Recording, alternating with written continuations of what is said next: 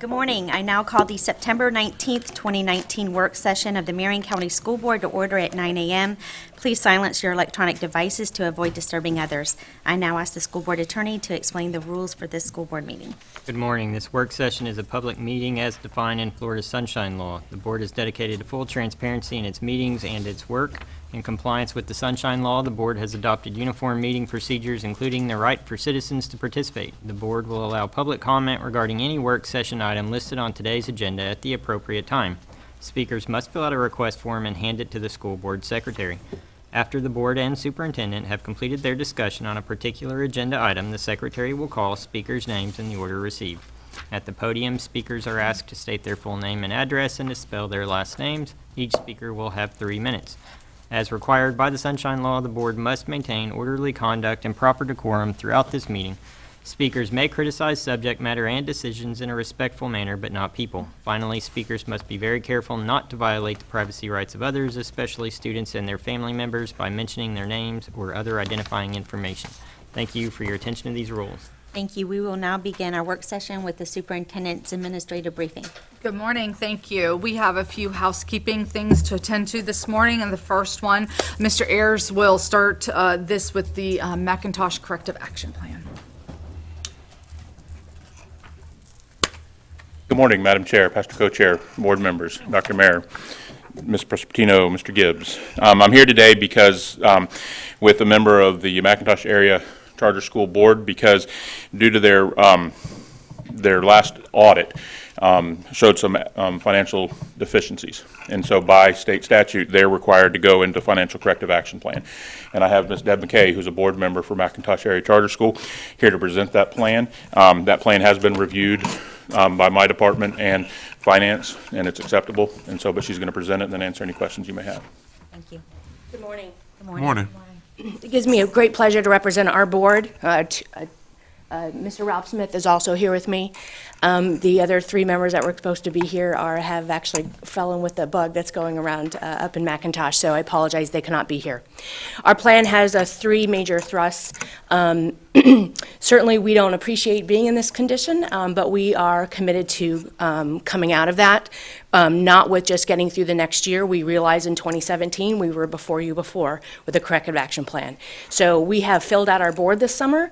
We now have 6 of 9 members on the board, and we had not had a treasurer for several years, and we now have a treasurer who's fully engaged, and she is going to focus our efforts moving forward. This plan, we have already recouped costs by reducing some expenses over the summer, which are outlined in the front part of the plan, to about the tune of about $10,000. And we also paid off our one building that we had leased, which was a $17,000 a year cost for our school. We made our last payment last year through the generous, obviously, use of capital outlay, and so we appreciate that support. We know we have more work to do, so the plan outlines over the first quarter, we have every contract now that is open to the school with all vendors, and we are going to do a scrub on each of those for compliance, for work performance, as well as for best cost, and we are committed to recompeting all of those and having 3 bids for each to make sure we're getting the best value for our money.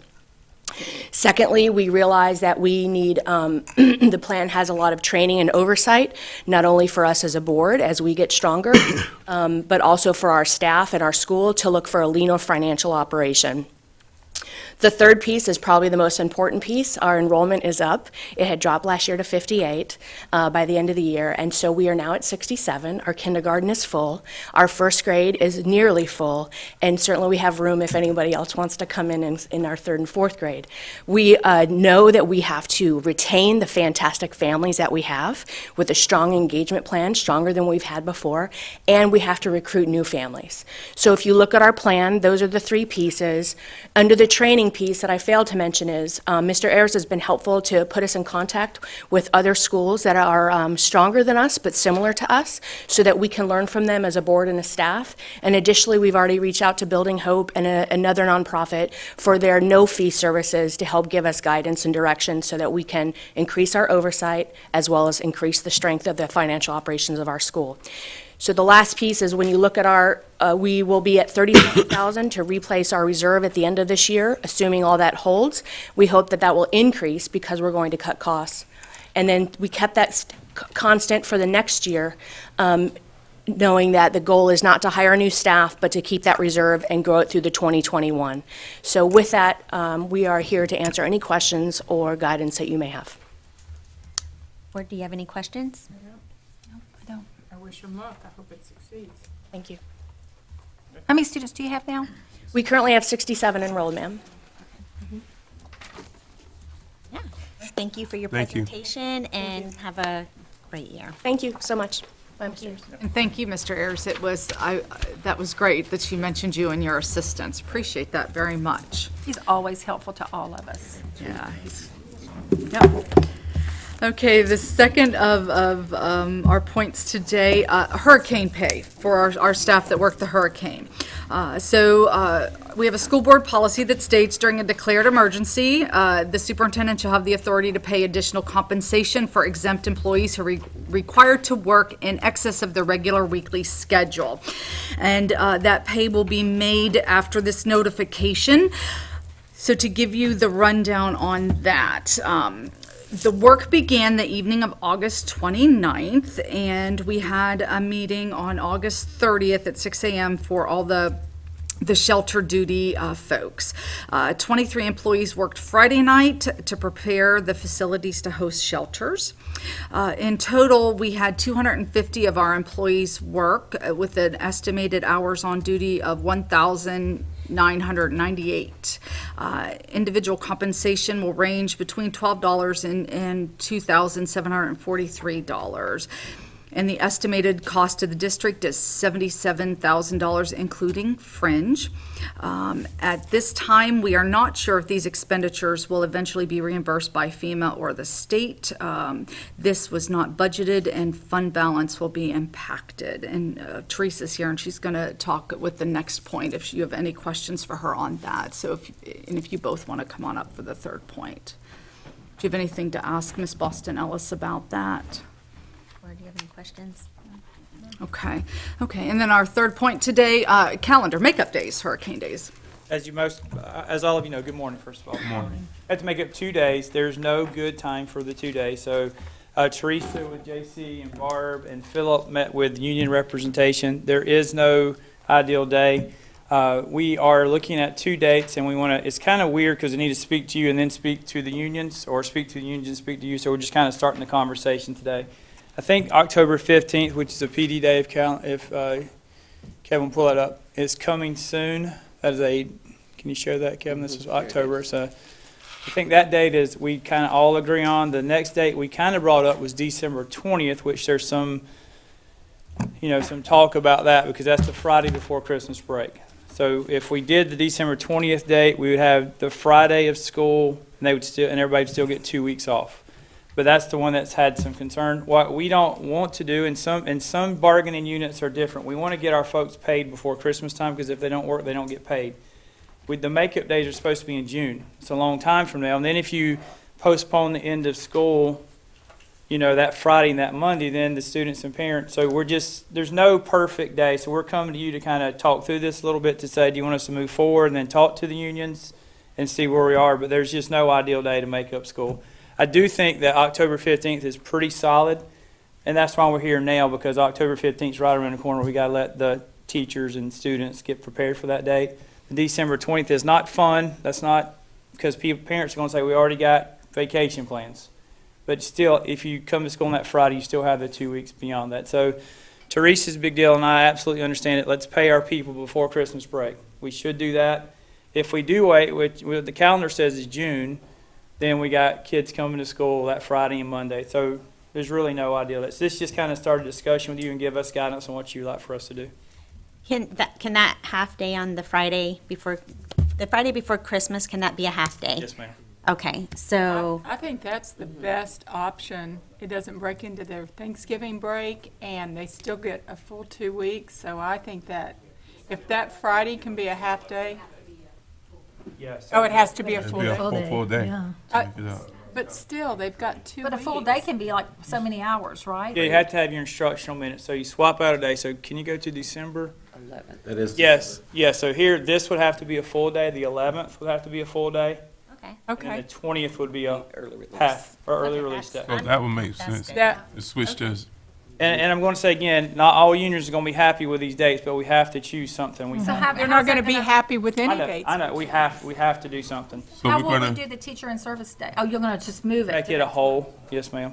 Yes, ma'am. And then what we can do, because we're taking that PD day away, is Ms. Horn and her department can do modules and can do a Saturday day, and then we'll pay stipends for teachers who want to do online modules or come on a Saturday. So they'll still get their PD, and we'll pay them. So the October 15th, are we good with October 15th? That's staring us in the face. You're okay with that? So then what we'll agree to do, and then we'll go back and have conversations, is we'll say, we'll make that December 11th a full day, and we'll make December 20th a half day, so that our students get their instructional minutes that they have to have for us to get full FTE. And that makes up the hurricane days. Okay with that? We have a All right. consensus, we're good. Thank y'all very much. thank you. I was hoping they'd forgive us one. That was that it? Thank you. Okay, now we will move forward with the career planning guide with Mr. Mark Vianello. Just saying October 15th is, I can't say it yet because it's No. not official. Nicole, is the clicker out here?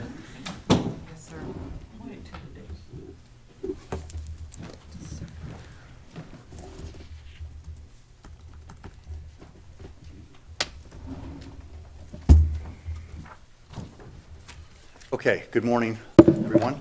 The third time is a charm, right? Yes. It is, it is. You are first. Thank you. I Ms. King, I told true to appreciate my this. word. I appreciate this staying on the agenda, and I do appreciate being first. So this is a topic that I'm awfully excited about. I think there's many people in the room, many people in our district, many people in our community, and really across the state. This topic is getting much more attention. And here's why. Here's why. I think this is big picture discussion. And now this next statement is my opinion, but oftentimes when we talk about what we're trying to accomplish with students and we talk about student achievement, I think oftentimes, we need to find a balance, but we talk a great deal about the details of student achievement.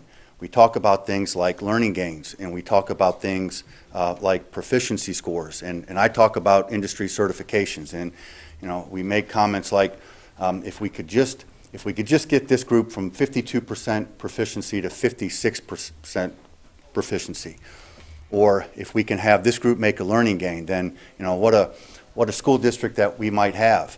And I think those are very important conversations. We have to have those conversations. We have to be good at those conversations. I see Ken in the background, Jennifer. We've got to be good at that. We have to have a plan. We got to monitor that plan.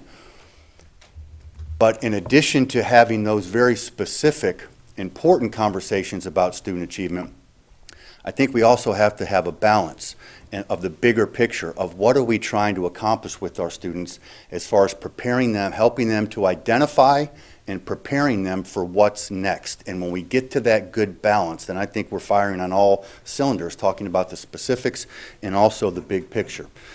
So what I'm going to try to do here over the next 20, 25 minutes or so, I'm going to talk about the why. I'm going to talk a great deal about the why here because I think it's important. I think we have to have a deep understanding of why this is important that we do this and we do this well. And then I'll certainly get into the what of our career planning guide. And I hope over this time, I hope I get everyone to think. And I may challenge some assumptions of what we're doing here in our room. So let me get into the why. And I'm going to ask some questions here. There'll be rhetorical questions, and if it's okay, Ms. King, I'll ask the board, but I'd also like everybody in the room and anybody who's listening to kind of think through some of the answers. And the first question I want to ask is, I know most of everybody here in the room, in the board, I think we're all parents. Is that right? Are we all parents? Okay, so as a parent, one of the things that we all want, can we agree that we want our children to be independent?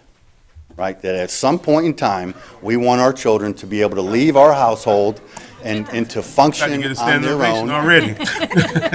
outside of the umbrella of mom and dad. Okay, so we're all on the same page there. So The biggest raise of your life when they become independent. So that in mind, let me ask this next series of questions here. How many of us in the room, and if you're listening at home, think about if you can picture a student here or somebody that you know, how many of us know someone that is a recent graduate with a 4-year college degree that is either living at home, they're not using their degree, they're still financially supported in some way by their parents, or they've accumulated a mountain of debt? Just out of curiosity, can you just raise your hand if you know somebody? Okay. So, and here's what's interesting about that. I've asked this question in a lot of different audiences. I've seen this question asked in a lot of different audiences, big audiences, and I think in every environment that I've been in, over half of the hands go up. We all know somebody. We can all picture somebody that falls into that category. So it asks the question, why is this happening? These are kids, these are students that have trusted us, these college graduates. They've done everything that we've asked them to do. They've gone to college, they've gotten their 4-year degree. We brag about these students. You walk through our hallways, you see pictures of the universities that they go to, you see pictures of them hanging up in the walls. They walk across our graduation stage, we give them a shout out. And yet, many of these students, not all, but many of these students are struggling to be independent. And so what in the world is going on? We've got to ask that question. We have to problem solve that. And I'll share with you my opinion. My opinion is the world outside of education is evolving so rapidly. It's being driven by technology. The world outside is changing so quickly. It's changing faster than the internal message that we've delivered in education, not just here in Marion County, but just traditionally in education for decades. And that is, if you want to be successful, you do what? You go get a 4-year college degree, right? So we have that disconnect there. And we have that disconnect during a time when we hear workforce is screaming that they can't find skilled labor. We have, I think, part of the lowest unemployment that we've had in the last 70 years. Workforce is screaming, yet we've got a group of students over here that have done everything we've asked them to do, and they're struggling. So there is a disconnect. Take a look at this. Take a look at this slide here, and I've got a handout here if anybody wants to look at this and go a little deeper. But of the 60 or of the top 50 fastest growing jobs here in the state of Florida, 60% of them require less than a 2-year degree.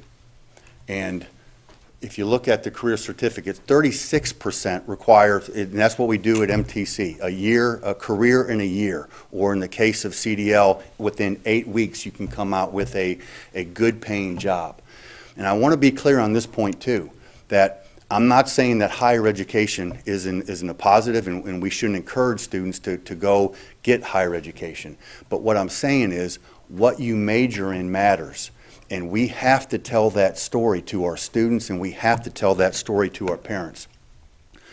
So I'm still on the why, and so we've got the changing workforce driven by technology, the gap there between our traditional message. And here's another a series of questions that I think are great questions, and I think from time to time we have to stop and we have to think through the answers to these questions. And so, I'll ask the board to be thinking about in their mind, what is a good return on investment? And I see Teresa in the room here. Our budget, I believe, is one of the biggest budgets that we've had this upcoming year, a little south of $600 million. What is a good return on investment for our community and our state that invests that kind of money year after year? So if you look at our 13-year from kindergarten to graduation, you add that money up, we're talking billions, 7 or 8 billions, that's with a B dollars. So what is a good return on investment for a community that invests that kind of money into our school system? And then I'll ask the same question, but I'll view it from the standpoint of our students. What is a good return on investment for a student who spends 13 years of their life here within our school system? And so those are really interesting questions, and if we had time to really talk it through, what I suspect that we would find is that academic proficiency, of course, is a good return for both of them, a technical background. We hear from our business community all the time that soft skills, those reliability and dependabilities, being able to work with the team, being able to communicate, all of that is important. But can we also all agree that in addition to those things, creating good citizens, in addition to those things, would it be a good return on investment that a student, or high school students or graduates, leave our school system after the time that they spend here with a coordinated plan of what's next? Part of education is self-discovery, right? So that we've helped them identify what's important to them, and we've helped prepare them for whatever they've determined is next after graduation. Would that be a good return on investment for our community and a student who's spending time with us? And I hope everybody's thinking yes, because if you agree with that, then I think you're going to like the rest of this presentation as we get deeper into the what now of our career planning guide. So that kind of sets up the why. Here's part of the what. What we're shooting for, the goal of our career planning guide is for all of our students, 100%, all means all, right? 100% of our students are graduating with a coordinated plan. They've identified what's important to them. They've identified what we're labeling as one of the 3 E's, employment, enrollment, or enlistment, and that we've tailored the activities that they have, the programs that we offer, the experiences they have within our school system to help identify one of those E's and help prepare them for the day after graduation they're ready to roll. That's the magic, and that's what the goal is of our career planning guide. So at the heart of our career planning guide is My Career Shines. Has anybody heard of My Career Shines? This is a tool that we've had access to for quite some time. However, it's been used kind of intermittently. It's been used spotty, islands of excellence, if you will. So this is something that we're going to have across the board, 7th grade through 12th grade. And here's the overview of My Career Shines. There's 3 different interest inventories that a student will take. And what those interest inventories guides a student to is determine a list of different career clusters, a list of different specific careers that a student may be interested in. But it goes much deeper than that. It not only says, here's what you might be interested in, it says, here's what you can expect to earn. Here's the job forecast. Here's your wage. Here's the forecast, the employment forecast through 2024, 2026 in the state and around the country. It says here's where you can be educated here in our state, whether it's CF or it's MTC or it's the University of Florida or other institutions. And here's how much that can cost. And here is the scholarship opportunities. So it's really a self, it's a one and done almost. It's a self-encompassing planning guide, and that's what we're going to have here at the core that every one of our students interact with. So let me walk you through the next few slides. Here is our planning guide, and I'll just kind of give you a visual of how to read this. So you'll see that you got the grade level, and if your eyes can go down vertically, on the left-hand side you'll have a window of time and then the activities that we want to have the student go through. At the very bottom of the row there, you'll see that there's an outcome, and that's what we're shooting for by the end of that year. So let's just look at 8th grade, for example. What we're asking the students to do in 8th grade is that they take 2 of the 3 interest inventory, that they attend some of these. Now, these are the things that are in red, those are mandatory. Those are things that all students have to do. And those are the things that really tie into My Career Shines. And then we've got some things that are kind of optional and voluntary that we give the schools the option to say, if you can get students to attend these or select the right group to attend. So these are mandatory, optional, but by the end of the 8th grade, what we're shooting for is that every student has an interest, identified interest of what, that we can match that interest with programs in high school, whether it's academic programs or whether it's our CTE Choice Academies, because we want to create that relevancy for those last 4 years of high school. So we're matching interests to what we have at the secondary level. So same concept here. This is secondary, this is high school, and you'll see it gets a little bit busier. But if you will just take a look at, again, grade levels up top, windows of time on the left-hand side, outcomes down there below. Let's just work down our 11th grade year for example. So we have our students taking those interest inventory, but what we're shooting for is that the end of the 11th grade is that every student has identified one of their 3 E's, employment, enrollment, or enlistment. So this is a progressive, we've accumulated, we've built upon their knowledge, and by the end of the 11th grade, we're asking them to self-select one of those 3 E's. And then you'll take a look at the 12th grade, we've got these checklists that will help guide the students for whatever they suggested or whatever they selected, that those checklists guide them to making sure that they're ready to go upon graduation. So at the end of the 12th grade year, they've identified an E, and they've done all the things that keep them ready to go so that upon graduation, they know what's next for them, and they're prepared for what's next for them. I'll tell you a quick story. Last year, I was there at one of our schools, and they were doing their senior projects. And there were 5 students in the group that I had. 4 of those 5 students said that they wanted to go to college after graduation. So as I was questioning them, what we found, or what I found, is that 3 of those 4 students who said they wanted to go to college had not done the things necessary in order to go to college, and this was May. So they hadn't done the FAFSA, they haven't filled out a college application, they haven't taken the ACT, they haven't done the SAT. They know what they wanted to do, but we collectively as a system haven't prepared them to reach that particular goal. So, what we hope is that's happening. Those 3 students or other students are graduating. We get them to the stage, we get them their diploma, but they're float. They're not ready after graduation. And so what we hope is that by working this plan, that we're going to have students identify what's important to them and then be ready to go, that they're ready to go for whatever they've determined is next. So I mentioned this checklist.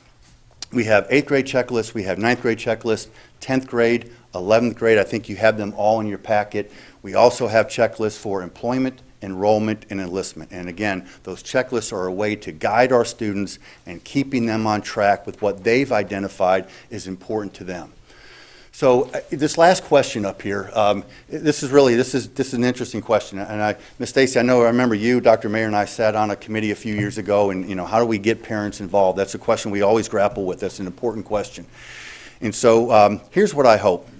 What I hope we're going to find with this is, at the elementary level, it's easier to get parents involved, with their young children, but we lose that engagement oftentimes over the years.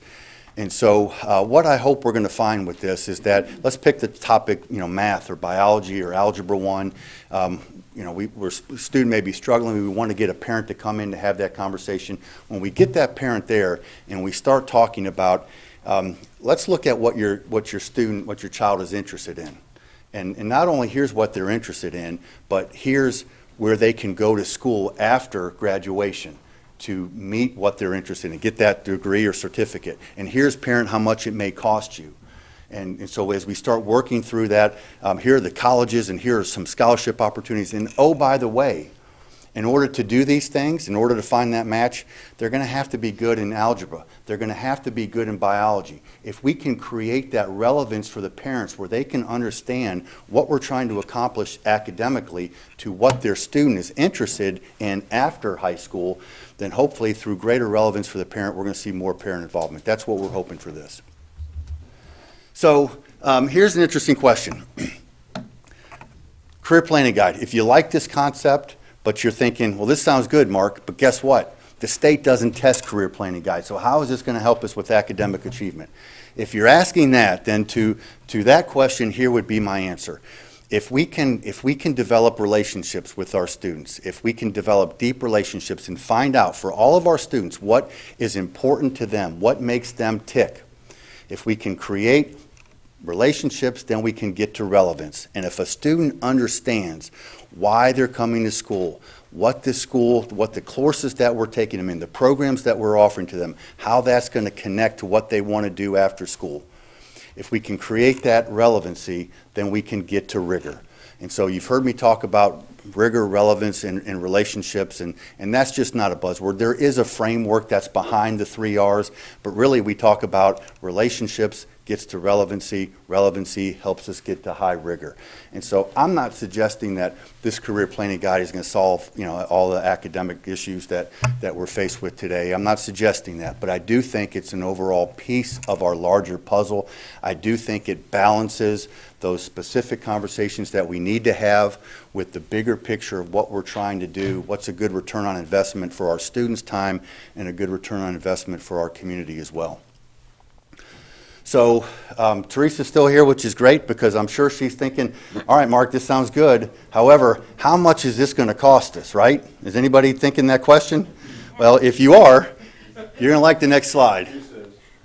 How much will this cost? This won't cost us anything. This is absolutely free. Implementing the career planning guide will not cost this district any additional dollars. My Career Shines, sometimes, we beat up the state, me included, but My Career Shines is offered by DOE. It doesn't cost a penny. This is a free resource that we're going to supersize from using it kind of every now and then in some of our schools to every student across the board in every school.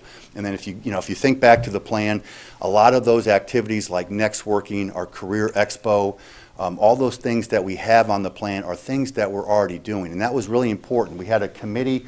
This is of Ken and Stephen was on there and school stakeholders all to develop this. And we wanted to be real intentional that we weren't putting on our schools a lot of additional things, try to embed this into things that we're already doing. So I think we accomplished that goal with the exception of My Career Shines and making sure that not some of our students get it, but all of our students get it. And so here's my last slide. What are our next steps? Well, we got to get good. We got a good framework, but we got to implement the framework. All means all. All of our students need to access this.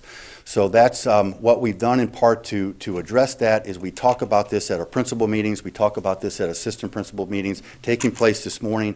Each school has a contact. We brought them in to talk about just the problem solve, talk through what are the issues that you're having, try to identify some best practices so that if there's a barrier as far as how are we getting our students into the lab, how are we scheduling all that, where are we keeping the paperwork, all of those logistical questions that as a system we're addressing them, we're collectively talking, we're collectively identifying best practice so that we can get good at this and take steps ahead all together. We have to communicate this to parents. As I've been out talking about this, the parents are gravitating toward this. The parents see the value in this, but the parents don't know that we're doing this yet. So we're working with Kevin. In your packet, we've got a peach jar flyer, and we're going to be sending that out. I think, Kevin, either later on this week or early next week, we'll send that email, and that will be one way that we can make sure that parents start getting a feel for kind of what we're doing, what we're trying to accomplish, asking questions about the career planning guide. And I didn't mention this, but as part of My Career Shines, a parent can log on so the student has to give them permission, but assuming that's not an issue, then the parent can see everything that is on My Career Shines dashboard. They can see what the interests are. They can check the college, the job forecast, the earning income, all of those different things. Okay. Let me ask you something. If they're under 18, why does a student have to give parent permission? That's a great question, Ms. Stacy, and I'm not sure I can give you a good answer on that. That's just what they do. That's what My Career Shines. That's what the Department of Education asks, and so that's a step that we have to. This is a step that we have to go through. We can't get around that. It's just a requirement that they give us. So I think, number one, I think this is marvelous, where I sit on all of this. When I hear about our students graduating with degrees from college, this is going to help them plan those 4 years and end up out of college, hopefully finding a job, because so many of them go in, they ask them to declare a major right away, and I would bet you a large majority of these kids don't know what their major is going to be. But this will help them, direct them in a way that they maybe can declare that major in something they really do like and come out the other end with the skills to get a job. I think that's a great point. And so let's talk about debt for a little bit. We have students, our national debt is $1.7 trillion when it comes to student loans. We have 1 million students default on their school loans every year. Last year, 15% of those that retire are still paying on their college loan compared to 1% in 1989. So telling this story, guiding our students, hopefully, will get them so they're not entering college, incurring debt, and then deciding, you know what, I really want to do something else. So they back up, and a lot of times kids go to college, 4-year college, and then they find out what they really want to do doesn't require 4 years, but by the time they figure it out, they've already got a mountain of debt that they're saddled with that they have to pay on for many years. And so if we can get that right, if we can clean that up and have the students leave high school with that plan, entering what they want to do, it's going to help them significantly. I think that's a really good way to help these kids when they get out of college. Ms. Stacy? You know, in our day, there just weren't that many options, so our parents could help us. There's so many options today, the parents are just at a loss as to what's available, because things have changed so much in such a short amount of time that what's opportunities today would have never been heard of back when we were all looking into careers. And so if the school system doesn't do it, the parents really, I mean, we say the parents might be feeling their kids not doing all this stuff. Honestly, it's like an impossibility for parents unless they work in the school system and have access to this information, because there's so many, like the things that you've talked about, our certificates and things, are careers I've never even heard of. And I'm a school board member. And so, thank you, because, you know, there are people that say, well, the school system shouldn't be doing these things, the parents should be doing these things, blah, blah, but I disagree. There's just, the parents just don't know of these things now, that there's just no way for them to know what all is available. And again, Ms. Stacy, this is big picture. When we're talking about student achievement, this is big picture. And so finding that balance, you know, you can't be what you can't see. And the nice thing about My Career Shines is it spits out a whole list of things that you may, and Stephen Ayers, I can use his as an example. His daughter, I know, went through this as a sophomore. Now, she's interested in writing, interested in you know, what can I do as is going into something that helps me write? Well, a museum curator is something that popped up on her list. Now, she never thought about being a museum curator, and there was a lot of other things that came up as well. So that's just an example. I mean, students know you can be a teacher, a firefighter, a policeman, a doctor, what my mom and dad do. But if you, I challenge, take a look at this, the 50 fastest growing jobs. I'm looking at this thinking, I didn't know that even existed. So how can we advise a student to do one of these things if we don't know that it exists? And so this is a tool that will help guide a student, help guide a parent, let them know it's out there and how to get there if that's what they want to do. And ahead of time, let the students know how much that career pays if they think they want to do this, and show them how much it pays, and that might affect their decision before they go get a whole bunch of college loans to go be something that's not going to pay them but $1.98 an hour, you know? Yeah, absolutely. Any other comments? I got a question. I agree with Ms. McCall. This is a marvelous program. I just got one question. Why do they want to start until the 7th grade? Why not earlier? That's a great question, Reverend Cummings, and you know, this is version 1.0. So when we built this plan, we have school stakeholders, from counselors to assistant principals. We had district focus. We all got together and said, let's put something together. And this is version 1. So, and I'll say this, the group, when we had this group come together that still meets, the category of individuals we have not included, and this is a mistake, and we'll correct this next time we get together, are parents. Mm-hmm. We didn't ask parents to give their input. And we didn't ask students to give their input. And I, you know, when we ask students, when we make decisions based to impact students, when you ask students, the feedback that you get is just amazing. And I can, you know, time and time give good examples on that. But so when we create version 2.0, when we reflect upon this as we move throughout the year, bringing parent stakeholders, student stakeholders to the table, getting their feedback, I think will create, you know, version 2.0, which will be better. And I asked that because I remember in like 4th, 5th grade or something, taking like, I guess they were old aptitude type tests that kind of told you what your strengths were and it geared you and it kind of put you on a path. You remember that, Ms. Ellis? that it kind of put you on a path, and it kind of led you into where your strengths were. So if I was thinking I wanted to be an attorney or something, I took the classes and got on that trajectory that would get me there. So by the time I got to high school, I wasn't trying to figure it out at 9th grade. I already knew what I needed to take to get on that pathway. So that's why I asked that question. And some of those, I think this is great. I think we need to have these things that's going to kind of help kids, point them in the right direction. Great idea. And the parents, because every kid is not going to be a movie star. Every kid's not going to be a $1 million rapper. That's not going to happen. So Those checklists are huge as a part of this. It helps guide the student. Once they identify, here's what I think I want to do, it guides them to make sure they're ready to do that. And when other districts have heard about this, they want to borrow our stuff. They want to see our checklist. They want to see our plan. They want to know. I think, on the slide here, I haven't talked about this, but next Tuesday, we've got, the CEP actually is hosting a regional summit to talk for other districts to come in and learn from what we're doing and for us to learn to what they're doing. But I'll tell you that I think we're further ahead in this discussion than most. I haven't seen a district yet that has the level, even though we're not there yet, to the depth of what we're trying to accomplish. thank you, Ms. Villa. Okay.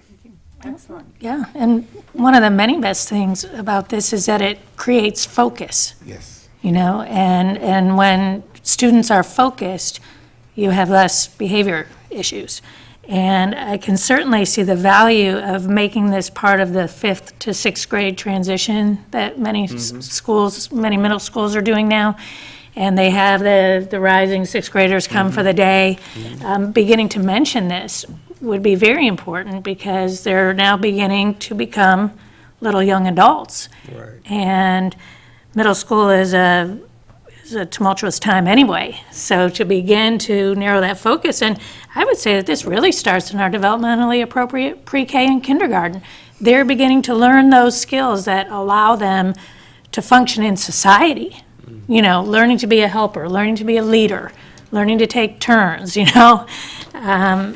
They're getting those soft skills right out of the gate. So this, to me, just looks like a continuum, and creating that sense of relevance and that sense of urgency, that there's only 180 days in each school year, and what are you here for? This hits all of those bases. I think it's great, and I hope that a piece will be incorporated about student loans, because I think since 1989 or so, the interest rates on student loans have likely tripled, and that makes it very, very difficult for even the most motivated student to pay them back. Okay. Nice. I'm going to say something too, and I'm just going to say that was a great presentation, Mark, and we appreciate you enlightening us.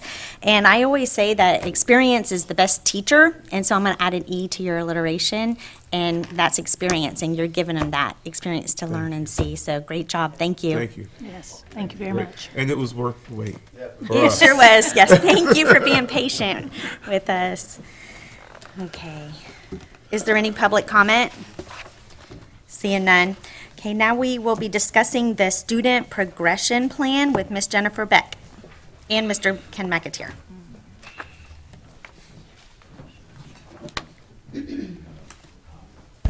Good morning.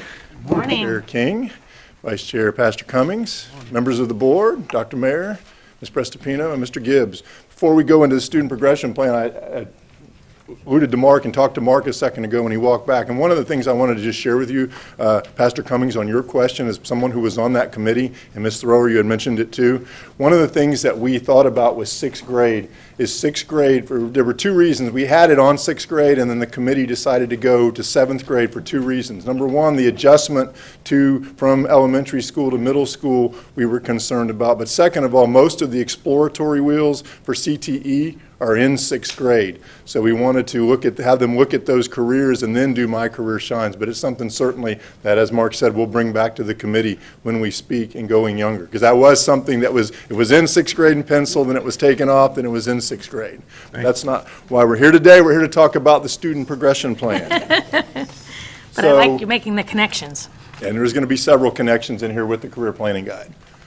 So student progression plan, there's the statutory language for you. Every year by state statute, we have to update the student progression plan with mastery of the standards and what we do to have students progress from grades pre-K through 12. So student progression plan is heavily driven, and when I say heavily, mostly driven by legislative changes. We bring in principals, assistant principals, program specialists, and directors that work with it every day, and they get their input in revising it. And then we have a public hearing, as you know, on November 12th. So we had some revisions this year, mainly due to legislative changes, and some of the key revisions, I'm going to do secondary, and then Jen's going to do elementary. But some of our key revisions were, first of all, a financial literacy course requirement was added. On June 24th, Governor DeSantis signed House Bill 7071, which was a workforce readiness education bill, but it also had a provision in it that every high school in the state, a public high school in the state, would offer a financial literacy course. In the past, we had offered financial literacy about 6-7 years ago. You may remember we added it to economics. Well, that wasn't strong enough for the legislature, so they wanted it offered at every school. We offered it in the background in our computer system until Governor DeSantis signed the bill, because we were concerned that he might not sign it because the original provision had been, for lack of a better term, watered down slightly. Originally, it was every student would take financial literacy. Now it's every high school in the state will offer financial literacy. So we wrote that in the student progression plan. We currently have financial literacy courses at all 7 of our high schools, and we have 308 students as of Labor Day, when I checked the number, that are enrolled. Not a huge number, but when you think about the number of students that had already done their schedules by June 24th when this bill was signed, it's actually a pretty good number, and I applied our high school principals, because I called them on the morning of June 25th and said, hey, I told you this is coming. It's coming, so you need to make sure. They already had their teachers in place as a standby. They had already spoke to their teachers. We already had materials from Lindsay Barber, our program specialist in social studies, so we were ready to go. But our goal next year is to get a lot more students, because tying back to what Mark said with student loan debt, also with just debt in particular, credit card debt, those are things that the personal financial literacy course offers. So, and there are tons of free materials online for folks to use, and Lindsay Barber sent them a ton of resources. She's worked with those teachers. Our principals have been pretty gung-ho about this, so we're excited about it. Yes, Mr. Rowe. Is the financial literacy piece still incorporated into the economics? It will be removed, but any good economics course is going to have it. We had it beforehand in economics. Our economics teachers were teaching it. As a former social sciences teacher, it goes hand in hand with the bigger picture of the economic systems. So do I think that the state has said, and I think next year they're going to dagger economics with financial literacy and just bring back economics, but our teachers were already teaching it in there. We were already teaching it in practical arts. We were already teaching it in our workforce programs, but just to have it open for all students, and I encouraged our principals to have 9th graders involved, because the more they can hear it early, the better they'll be. The second thing was the computer science substitution was noted. This is not a huge thing, but what it means is that our students can take, I think there's 6 or 7 computer science courses in lieu of upper level math. They can't take it in lieu of Algebra 1. They can't take it in lieu of geometry. So the catch-22 there is most of our students that take upper-level computer courses are already taking upper-level math. Yeah. But for maybe 1% of our students, it may be an option. And we do offer, we're going to add some IB courses at Vanguard. I believe Mr. Carlisle is looking at. Westport already offers the AP courses mentioned. I believe it's 6 or 7.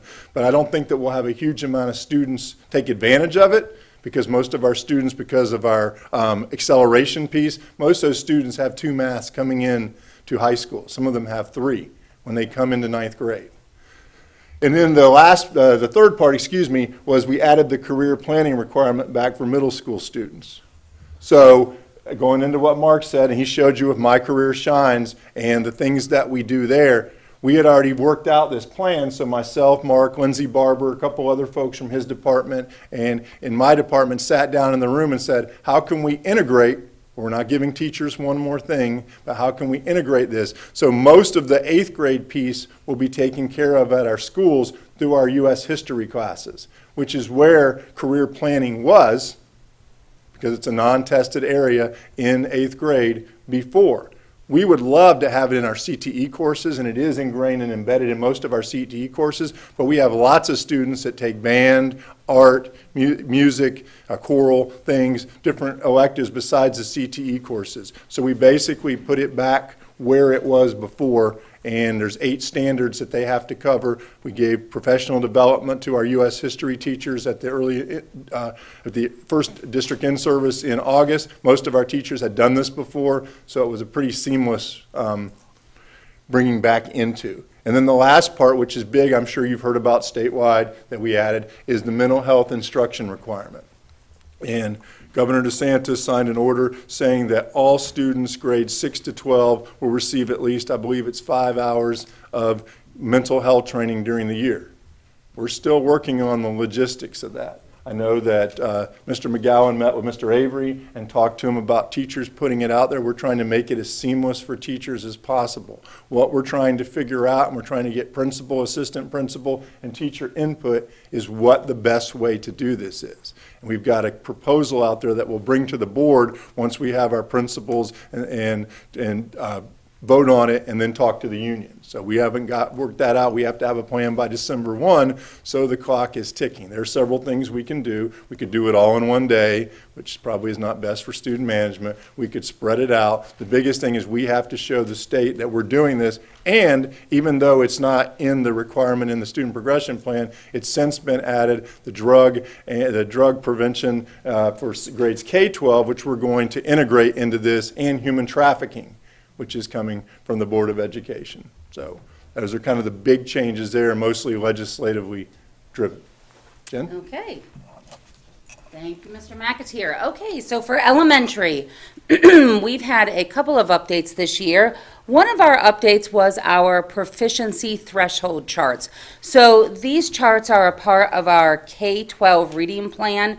We refer to them as part of our decision trees that we submit to the Just Reads Florida office. So really the only thing that changed on the chart was not the numbers, not necessarily the chart itself, but how the chart looked. We got feedback from our administrators last year that it wasn't as clear as they wanted it to be. The section that they asked for revision, it was called a marginally proficient section. And what that means is that when we are looking at iReady data, we are looking down the chart, and some students fall within a marginally proficient range. And really our recommendation is you take all pieces of your data. We do lots more than just iReady diagnostic. We take all of that data and we triangulate it, and then we determine whether the student is currently proficient or not. That's really always been our practice. It's just the chart didn't look or spell it out as nicely. So we really have revised that. We rolled that out to our administrators in July.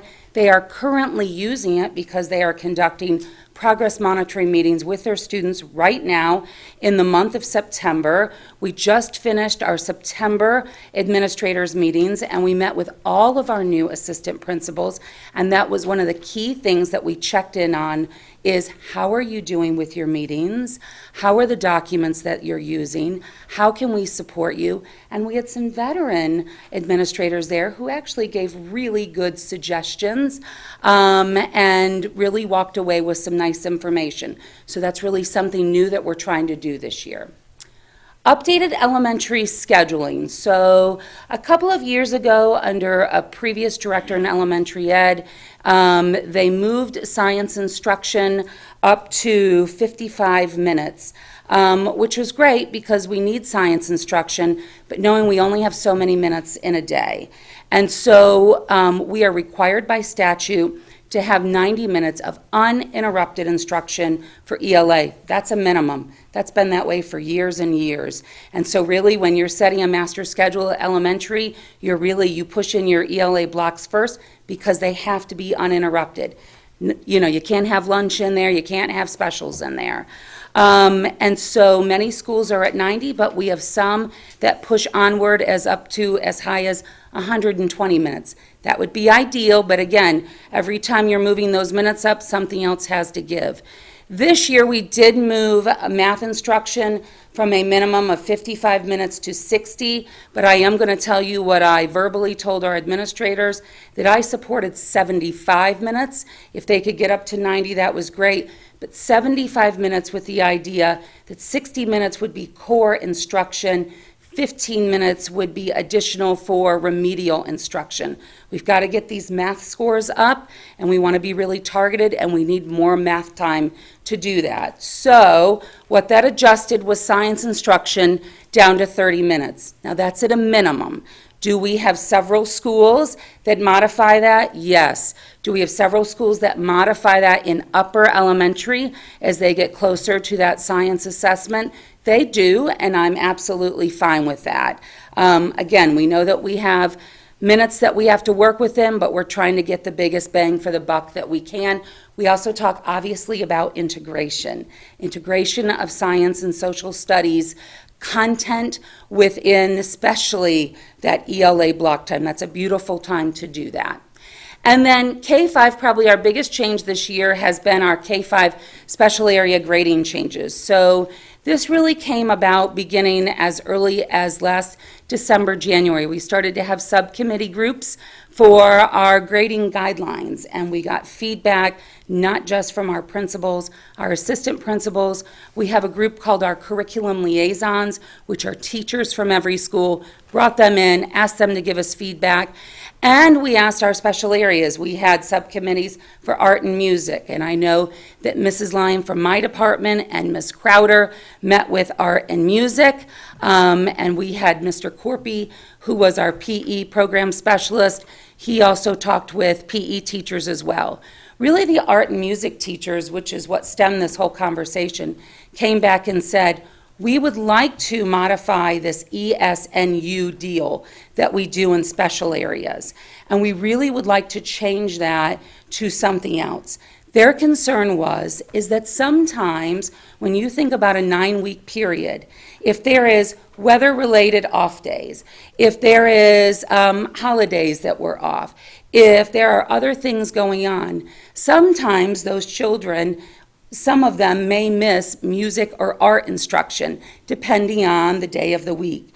And so there really was a concern that for most schools, they go to their art teacher 1 day a week for 50 minutes and their music teacher 1 day a week for 50 minutes. And if they were absent or if the day was off, then that's one less day that they got to really work with the kids in order to put, to give them an assignment to be able to put a grade in the grade book. And they felt like they really wanted to move away from that ESNU. So they asked us to consider that students were mastering expectations, progressing towards expectations, or really not making any progress at all. We really took that back. As a department, we took that back to our area directors. We took that back to Dr. Grantham. We took that back to administrators. We came back around to art and music. We circled back around to PE because this, for us, was really an all or nothing. We didn't want art and music doing one thing, PE doing something else. And so the product of that is we felt like really met them in the middle. This year, our new categories are M and P, mastering expectations, or they are progressing towards mastery. They were also really talked to us about, as it was in the past, they had to put 4 entries in the grade book by the end of the 9 weeks. They asked us for 2. We met in the middle and said, we understand 4 might be a lot, well, let's meet in the middle and do 3. I think they were pleased with that. They also asked us to reduce it down to 1 category. We honored that, and we went down to 1 category in the grade book. So this really came about, I say all this to tell you that this really came about as to feedback that our special area folks gave us.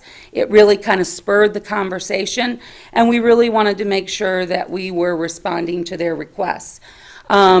We rolled this out to our administrators in July, indicating that this was the final direction we were going.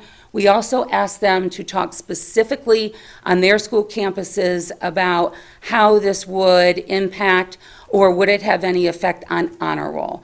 And we've left that as a school-based decision, and some schools already didn't have special areas into the mix as their honor roll requirement, and some schools did.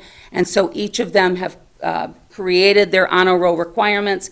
We've asked them to communicate with parents and obviously to communicate with their staff. So that was really the significant changes of elementary. Of course, every year we update our K-12 reading plan, and so we updated that new document. And really, our only other changes were really, it was kind of a wording thing. We had an iReady correction that we wanted to make. We had third grade in a place that really needed to come out because third grade kind of had its own section. But those were really our significant updates for the reading plan. Do you have any questions? Ms. McCall. Just a couple of comments. Ms. Beck, I've visited all of my schools and been asking a lot of questions, and the one thing that continues to come up is a thank you for the standards checks that your department has developed. They said those are really helping, so. Thank you, that's nice to hear. Mr. McAteer, just want you to know that the Children's Alliance has received a grant from the hospital district for elementary and middle school for drug vaping awareness, and we have hired a person. We've brought somebody on board who is very willing to come in and help. So as you're building all of this, we host the Community Council on Substance Abuse at the Children's Alliance, so we're very willing to come in and help with that. That's a great point, because the hospital district had previously purchased someone who started this year, and I actually saw her on Twitter, and I spoke to her about it afterwards. She's already been in some of the high schools and middle schools doing vaping presentations. Good. So having it at the elementary level, and again. We have hired having somebody middle will certainly help. specifically for elementary. Thank you. Great job. Okay. I'm going to open up a discussion that is so way many years behind, okay? This student progression plan, school board members, is as important as our budget. We have not realized that for many, many years. The school board has not done their due diligence. School board attorneys have not either, because we have failed our students by the school board approving these student progression plans that are not compliant, okay? When I say it's as important as our budget, if our students are not progressing, like right now, at all three tested elementary grade levels, we are behind in percentage of proficiency as compared to the state, where we were in 2016 and where we are now. We have declined, which is just why our district ranking has declined, okay, on proficiency. Where we have gone wrong, I have spoken to this board several years in a row about retention. I could not get my head wrapped around why we couldn't stop the promotion of level 1 students that were 2 grade levels behind. I talked, y'all listened, you went back and did as you pleased, which basically the school board had given you permission to do that based upon our student progression plan, okay? In our student progression plan, it speaks clearly. I love what you put up there, and it speaks from the statute where you said, the student progression plan, each district school board shall establish a comprehensive plan for student progression, okay? Which provides for a student's progression from one grade to another based on the mastery of standards.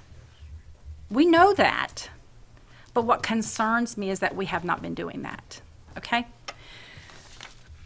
We have not been doing that for a very long time. And that is the reason I worked with Mr. McGowan, and I requested, I just looked at one grade level prior to testing to see, when I brought up the fact that our retention, like, for example, our second grade retention, I can't do this past year because those figures are not at the DOE yet. Every piece of, y'all know I'm an IN personality. Every single thing I have received is from the Department of Education. This is no feelings, okay? No feelings in this, okay? We Mr. McGowan, in speaking with teachers, I knew that there was a document that spoke about the iReady Tier 3 students being in Tier 1, 2 grade levels behind. Stop me when you think I'm lying, folks, okay? Am I correct? Say the that end to of- me again. So we have iReady diagnostic information, but really it speaks to all students. Right, so, Tier 3, at the beginning, okay, this school board was told at the first of the year, which is true, that, okay, we have these kids at Tier 1, 2, and 3. Tier 2 could be students about to be to Tier 1. Tier 3 were students 2 grade levels behind, but maybe headed in the right direction. So we couldn't really tell a lot about what we had, but by the time we get to the final, what do y'all call it, P something? Anyway, what's the final? Tier 3 students? No, the final exam you do of AP3. So when we got to AP3, at that point, we are now at the end of the year. That tells us that our Tier 3 students are 2 grade levels behind, okay? In trying to get that evidence out of the district, teachers helped me. They showed me paperwork that they had that showed that their students were coming in at Tier 3, 2 grade levels behind. Not kind of wishy-washy, we're catching up and we're sort of like somewhere. 2 grade levels behind. I requested that information from Mr. McGowan. We went through a bunch of stuff back and forth until I finally got the exact report I wanted, okay? I decided to look at just 1 grade level, 2nd grade. Considering the fact that our 3rd graders on FSA this year had probably, maybe there was only maybe 2 other districts that had more level 1s than Marion County had on grade 3. So I looked at grade 2 to see what our grade 3 teachers were getting in their classroom to teach. What's happening? What these poor teachers. So, in looking at that document, I found out that 10% of our 2nd graders this year were 2 grade levels behind, okay, on AP3. But yet we only retained, last year we retained, the actual number of 2nd grade retainees is not at the Department of Education yet. I'll have to be told that by y'all. But I can tell you last year it was 3. I don't know what it was for 2019. But for 2018, it was 3. When we had 300 at reading, 300 plus, like 310 or something like that, reading students 2 grade levels behind, and 180 math students that were 2 grade levels behind this year, okay?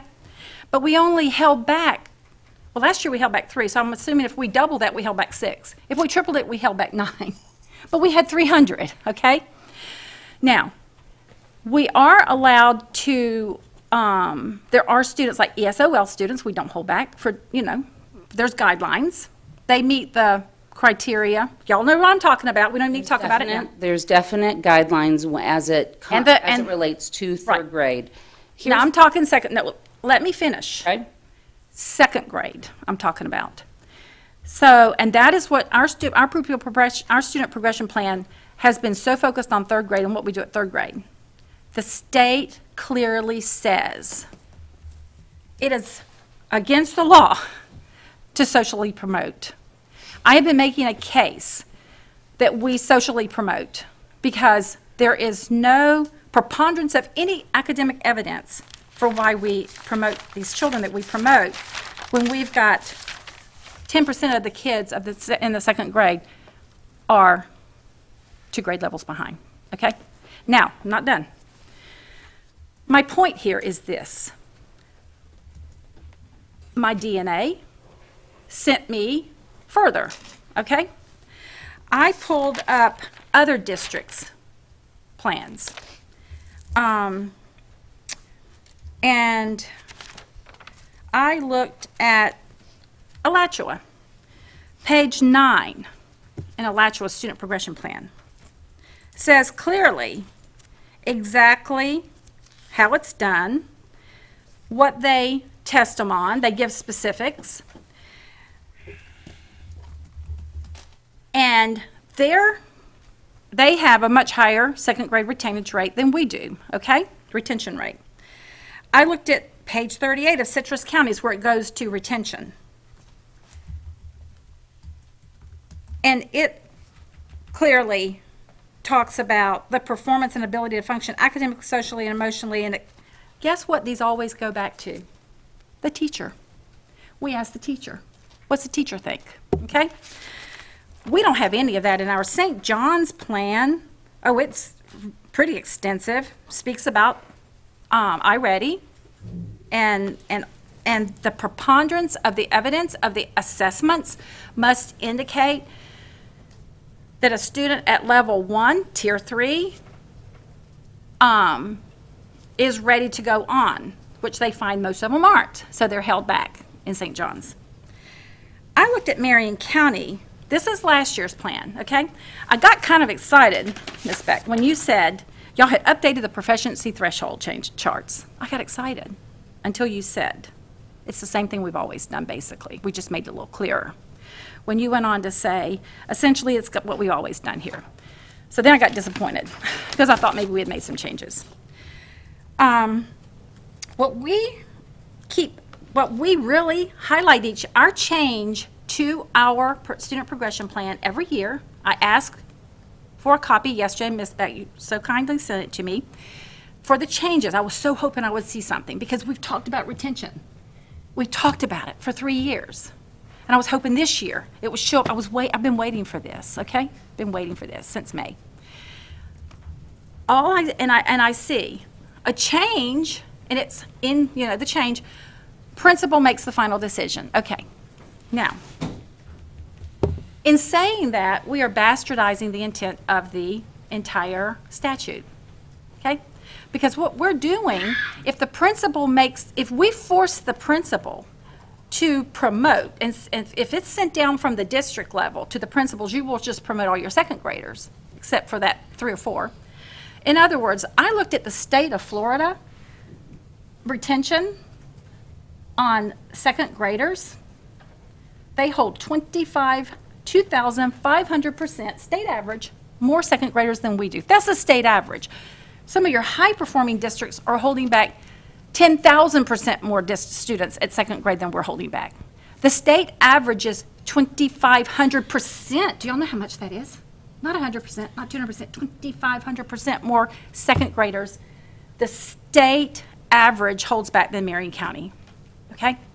So, when I looked at our page 34 in our booklet, basically, it was just like a little paragraph of gobbledygook.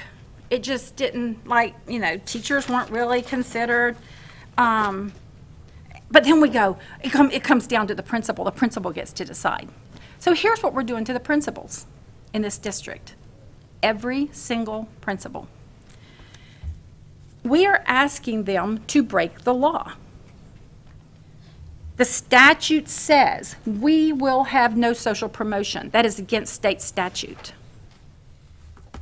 If there are 300 level 1s in our district that the state says we're supposed to hold back, we can't pass them unless they're level 2, unless there's some kind of really wild, ESOL or disability or something. And we only had 3 of those last year. In my last look, I could go to the Department of Education. So out of 300, I don't know how many we had this year. But considering that, we are asking principals to socially promote. Because if the preponderance of the academic information and 300 level 1s, you can't tell me you can find preponderance of academic reasons for passing these kids on to the next grade level.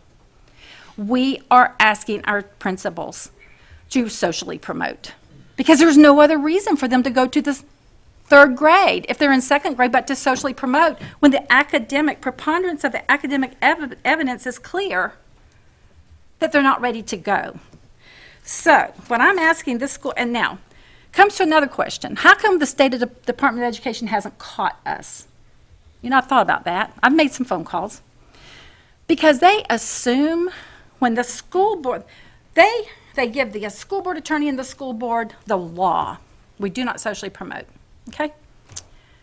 And the Department of Education doesn't sit down and read 67. They don't have really that many employees at the Department of Education as you would think they have. To sit down and read 67 student progression plans when they're hundreds of pages long. They don't read those. They assume that the duly elected school board has done their job and the duly hired school board attorney has done their job. We have not done our job. We have allowed social promotion to go on in this district for years because if they aren't, if they're 2 grade levels behind, as we had 300 second graders who were in reading and 180 something in math, and we've sent them forward. We sent them for one reason. It was time to go to grade 3. That is called social promotion, okay? Well, I would definitely like to respond to several of those. Okay, I would like for you to, this is a very important discussion because this is the reason. In the state of Florida, there is only one other district that retains less than us. It's Manatee, where Dr. Green went, because this has been a long time practice in Marion County. This is nothing new.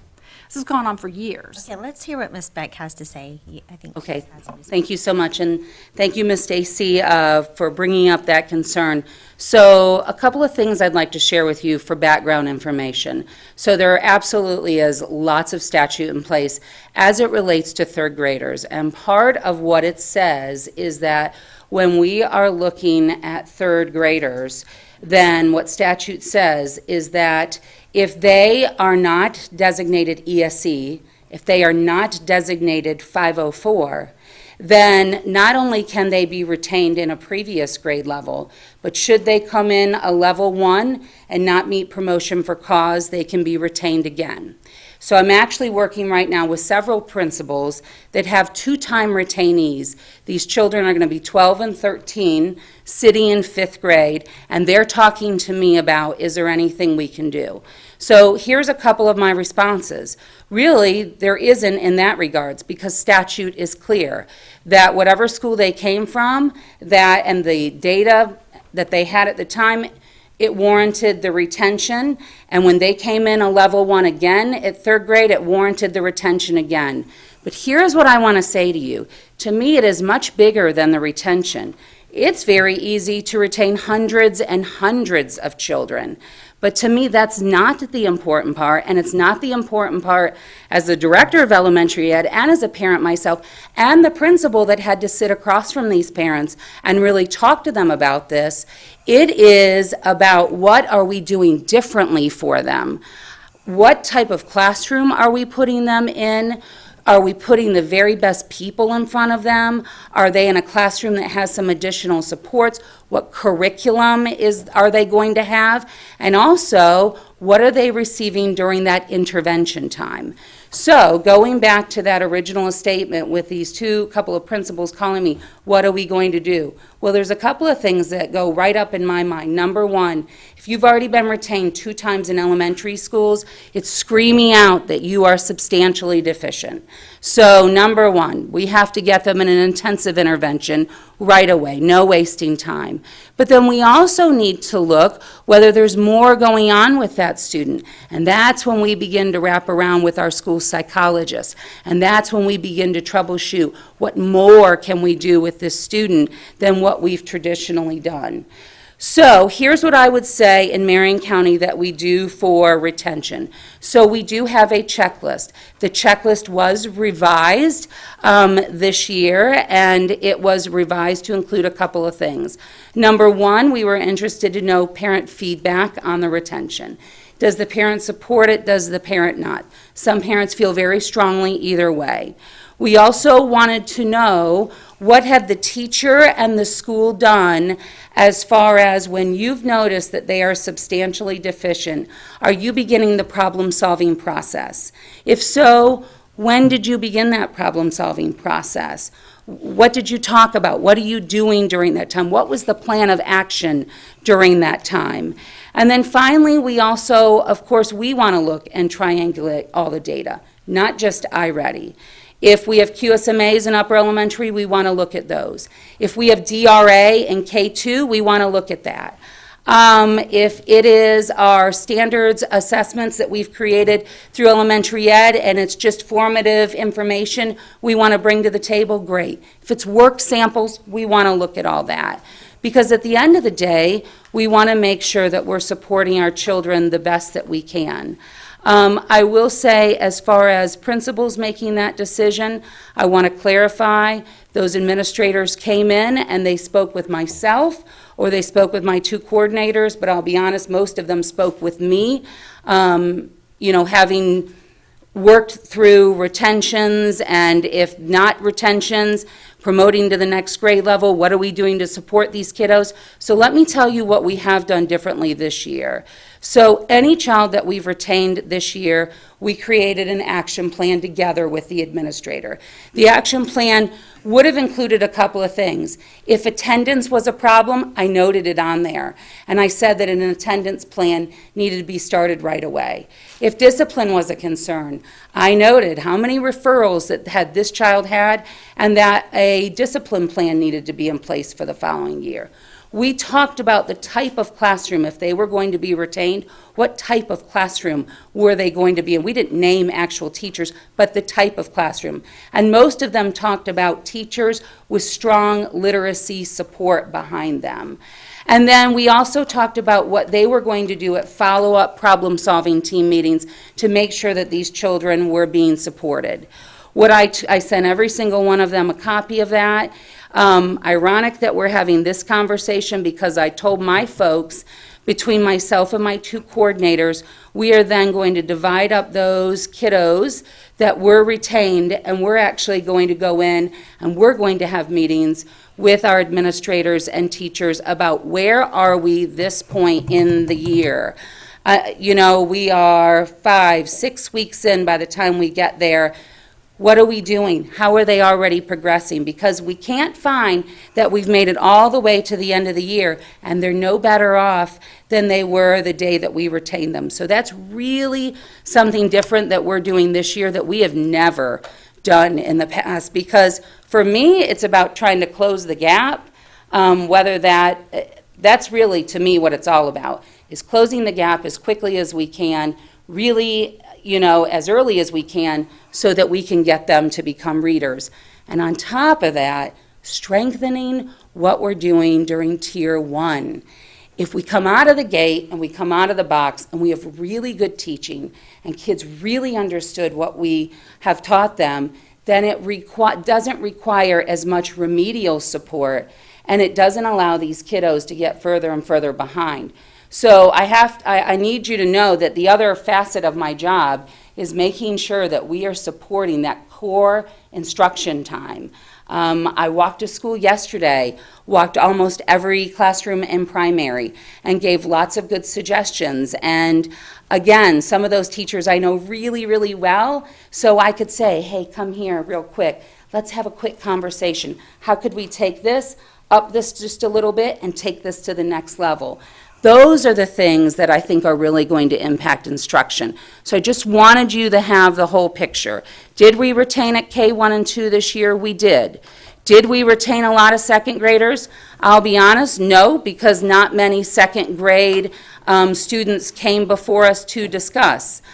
Do know this, again, if a student's retained in second grade, they're not ESC, they're not 504, they don't meet promote for cause, they're going to get retained again in third grade. So then they will have spent 2 years in second grade, 2 years in third grade. What's happening in the state? No. Can I ask a question, Ms. Beck? Are we looking at really diving into our kindergarten and first grade and looking at those children who, number one, are not ready to move from kindergarten to first grade or first grade to second? Because in my mind, and I was a teacher way, way back when, but in my mind, if they're not getting that basics and they're not ready to move from kindergarten to first or first to second, we can do an awful lot. And the social stigma is also not there of the retention. So are we really taking a look at our kindergarten and first grade and holding those children back? Because then maybe they won't have to be held back another in third grade. I mean, I really think that that's an area we really need to focus on. And I agree with you. So I'm a former kindergarten teacher. I taught kindergarten for 6 years, so I love that grade level. And yes, I agree with you that that is where it starts. So when they come in and they're already behind, you're correct, that teacher has a mountain of work to close that gap as quickly as possible. And when I talk to kindergarten teachers, that's what I say. Your job is to make sure that they're on grade level by the time they leave. Because if they're not, then we've just set them up for much harder of a road to hold once they're in first grade. Couple of things. I 100% believe that our skills piece of CKLA has been a much-needed piece. Why is it? Because it's all about building foundational skills. It is all about building phonological awareness, phonemic awareness. It's going back and doing phonics. Under our Old Wonders program, there would have been this little piece that would have been in each one of those lessons. It was kind of shaky at best. And so many administrators would go out and purchase supplemental phonics programs. Well, some did, some didn't.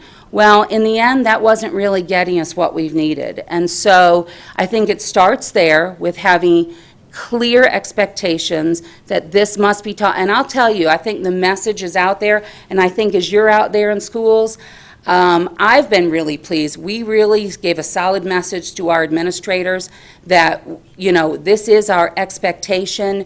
We want to see, you know, our material in use in classrooms. I see teachers doing a great job with the materials that they've been given. In fact, love to give them feedback on that when I see it out and about in the classroom. The other thing that we've done a little bit differently with kindergarten this year is we have been very clear with our assistant principals, and we even reiterated this when our newbies came in last week. And that was, we need to make sure that we have met by kindergartners by October 16th, which was actually our deadline, because in our mind, we knew the 14th and the 15th we were due to have been off school. So the 16th, we wanted to make sure that every kindergartner had been met on. We wanted to give them a little bit of time to get acclimated to school. Let's see what they can do. Let's see if they can shine. But then we were really clear that if they are beginning to struggle, then they immediately need to be put in an intervention program. We have also spent a lot of time this year with our administrators, with our reading coaches, about those interventions, what these interventions support, who they're targeted for. We've spent more time than we've done in the past. I know that for sure. And then the other thing I would tell you is I've got people in my department that are hitting those schools every day, that are modeling lessons, because we debrief that when they come back. They're out there working with training teachers. I mean, I just had a team meeting with my group the other day, and I said, your expectation is to be out in school and to be out in classrooms. Doesn't do you any good to be in an office. I need you in classrooms. So I work with administrators. I need you working with coaches and teachers. So we each have a role to play here, but our job is to positively impact what's going on from Tier 1 instruction all the way down to our neediest kids at Tier 3. So. Ms. Beck, I think you've done a great job of telling us what you're doing different inside the classroom. But what I'm hearing loud and clear from this board is after you guys have done such a great job in your classrooms doing your interventions, but there are students that are going to be in kindergarten and first grade, and you're going to know, and it could be for various reasons, and sometimes it's just that they're young. They're a year younger than other students, and so sometimes it's just a maturity thing. So what this board is asking is we would like to see a student progression plan that's going to include when students don't meet the, they don't improve or have that group. We would like to see the retention early on and not see third grade as the catch-all for the students that are being promoted, and then third grade catches it, and then, and we all know it's too late by then. So that's what I am hearing from this board. I think you guys are doing an excellent job. I think the board, we also have concerns, like, hey, I think sometimes there's probably some real reasons to retain these children. So we're just asking that if you could just pull those teachers and principals in, maybe come back with something else, and then include that in this plan. Because I think what we're all saying is that it's better to catch it earlier You can't build a two-story house starting at the second story. And we're putting these kids out there too far and then saying we're gonna catch them up. But they never catch up. So And we then gotta these gentlemen on the deal with front them. row are going to deal with them. You're right, right. And we don't need that. We don't need to track those, we don't need to project those kids to the penal system when we need to be dealing with them at kindergarten or first grade. Okay, Ms. Stacy had one more thing. That's all fine and good. But Ms. Beck, you could take a job at the DOE tomorrow, and all that would go down the tubes, what you're putting together, because that's all in your leadership. Here's the fact. Statute 1008.25. Each district school board, that's us, shall establish a comprehensive plan for student progression, which must provide a student's progression from one grade to another based on the student's mastery of the standards, specifically English, language arts, mathematics, science, and social studies. Now, I'm not talking, as soon as you started talking to me, you jumped to third grade, because we have always done that. We've always focused on third grade, so I understand why you went there. This does not say third grade. It says we must have a comprehensive plan from one grade to another. Does not even mention third grade. Now, talking about kindergarten, if I went back, the only reason I did second grade, only reason, was to try to explain to me why third grade was such a disaster on level ones, okay? I agree 100% with my colleagues that kindergarten and first grade is where it's at. The state holds back 2,500% more students than we hold back in second grade, but more like 5,000% more in kindergarten and first grade. So, but here's what's also interesting. Marion, we're at the bottom of 67 districts, basically. We tie with Manatee, essentially. We're at the bottom of 67 districts in retainage, but guess what? We're almost at the top of retainage at third grade in the state of Florida, okay, in percentages. So this has to be in the student progression plan, or I'm not doing my job. And Ms. King, to speak to your point, in Citrus County, on page 38, where they're talking about retention, it says, meeting the district on state requirement does not automatically result in promotions. The primary responsibility for determining and documenting each student level of performance and ability to function academically, socially, and emotionally at the next grade level is that of the student's teachers. That is specifically written. Okay. So I'm happy Okay. happy to come Okay, back. thank you, Ms. Beck. I was going to say, I think you understand what we're I do. I understand, and I'd like to With have. these specifics. Absolutely, and I'm happy to, if I can have a little bit of time, I'll put together a group, we'll include some teachers on that group, and then we'll come back with something language-wise And I included would in the like to student come to those progression. meetings. Sure, Okay, let me know when they are. okay, absolutely. I'll be there. I'll send it out to everybody. Okay, Ms. Thor.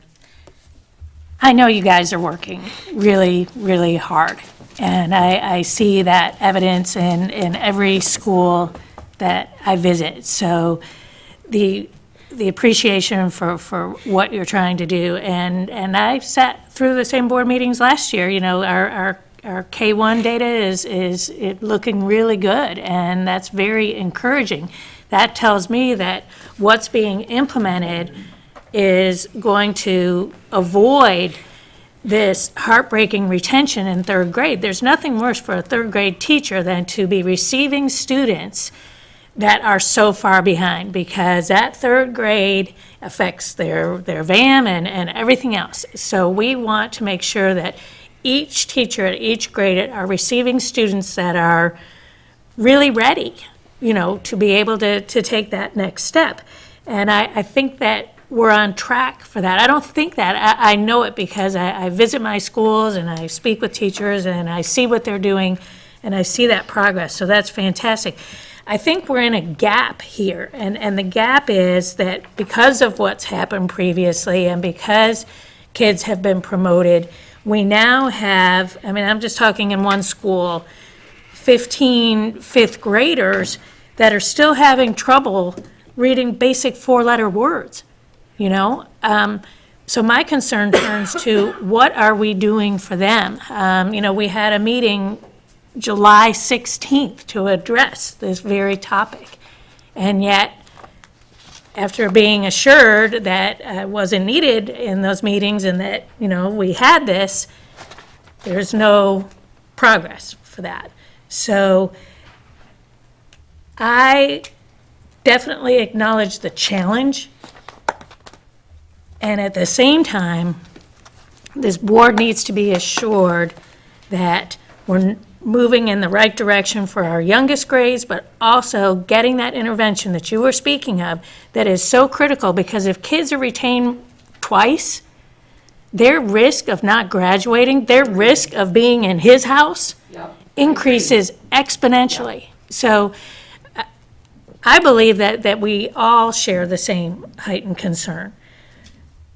And then it becomes a matter of, once again, we only have 180 days. And here we are, towards the end of September. Let's get these things in place, let's keep this communication close, and let's make it happen. And I want to say one more thing to Ms. Beck. If anyone can do this, you can, what I'm asking for. Anybody in the state can do this, you can. That's what we're asking for, Miss Stacy. And I know you can, and I thank you, and I think you've probably been waiting for guidance, because you've probably known for a long time secretly that something needed to be in place. And so everything's not willy-nilly. And so thank you so much for everything you're doing. But what I want to do, we thank our teachers for working hard, but I want to apologize our teachers for making them work so hard. If we weren't putting so many level ones in their classrooms, they wouldn't have to work so hard. Okay? So Miss Beck, we were clear, we're all on the same page. We appreciate you. Yes, thank you both very much. Thank you, guys. Thank you very much. Okay. Is there any public comment? Seeing none, I think we're going to take a break. And then Public restroom. And then we'll switch it. Yeah, let them Yes. go out. Okay. Do we have copies?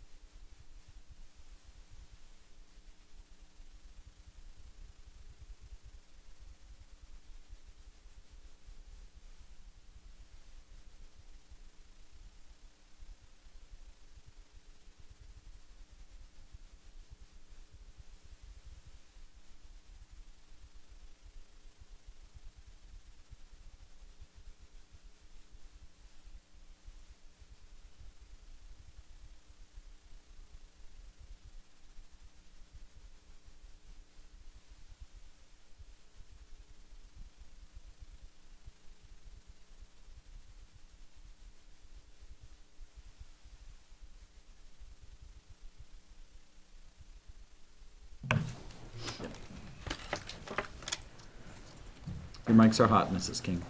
Okay, thank you. When you're not, you're not. When you're not, you're not. What? When you're not, you're not. The mics are hot.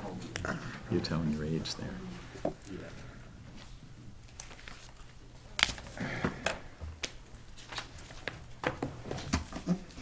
Oh, so we don't have any.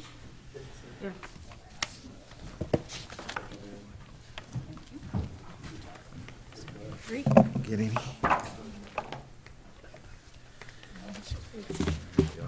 We each take one of these?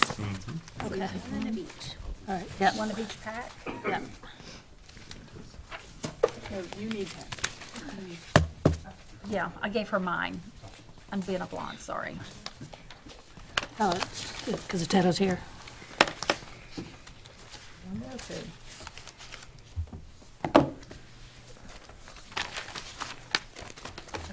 Two of these. And that's police officer. And this is something I lieutenant. need to pass on? Take one and pass it. Take one and pass it.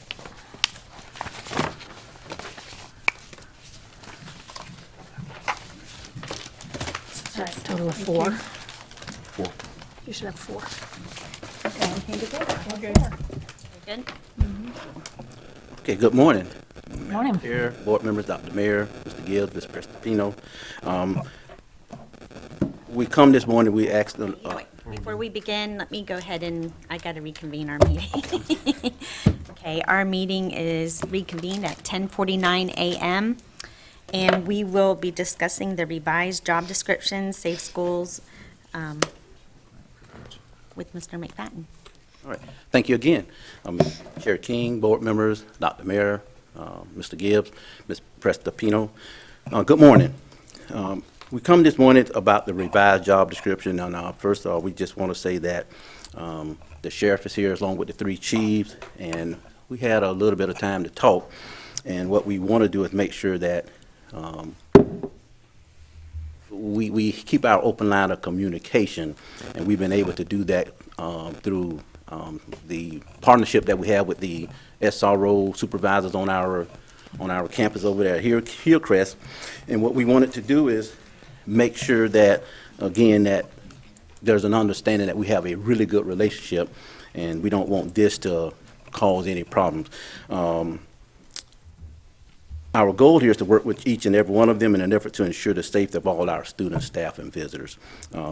As I stated before, the job description or the job title for me, as talking about chief of police, is not something that I need if it's going to interfere. My position as a director can do the same thing as the title of chief of police. I did have some issues or concerns. I wouldn't say issues, or, but we ran into a little slight problem when I was out of town.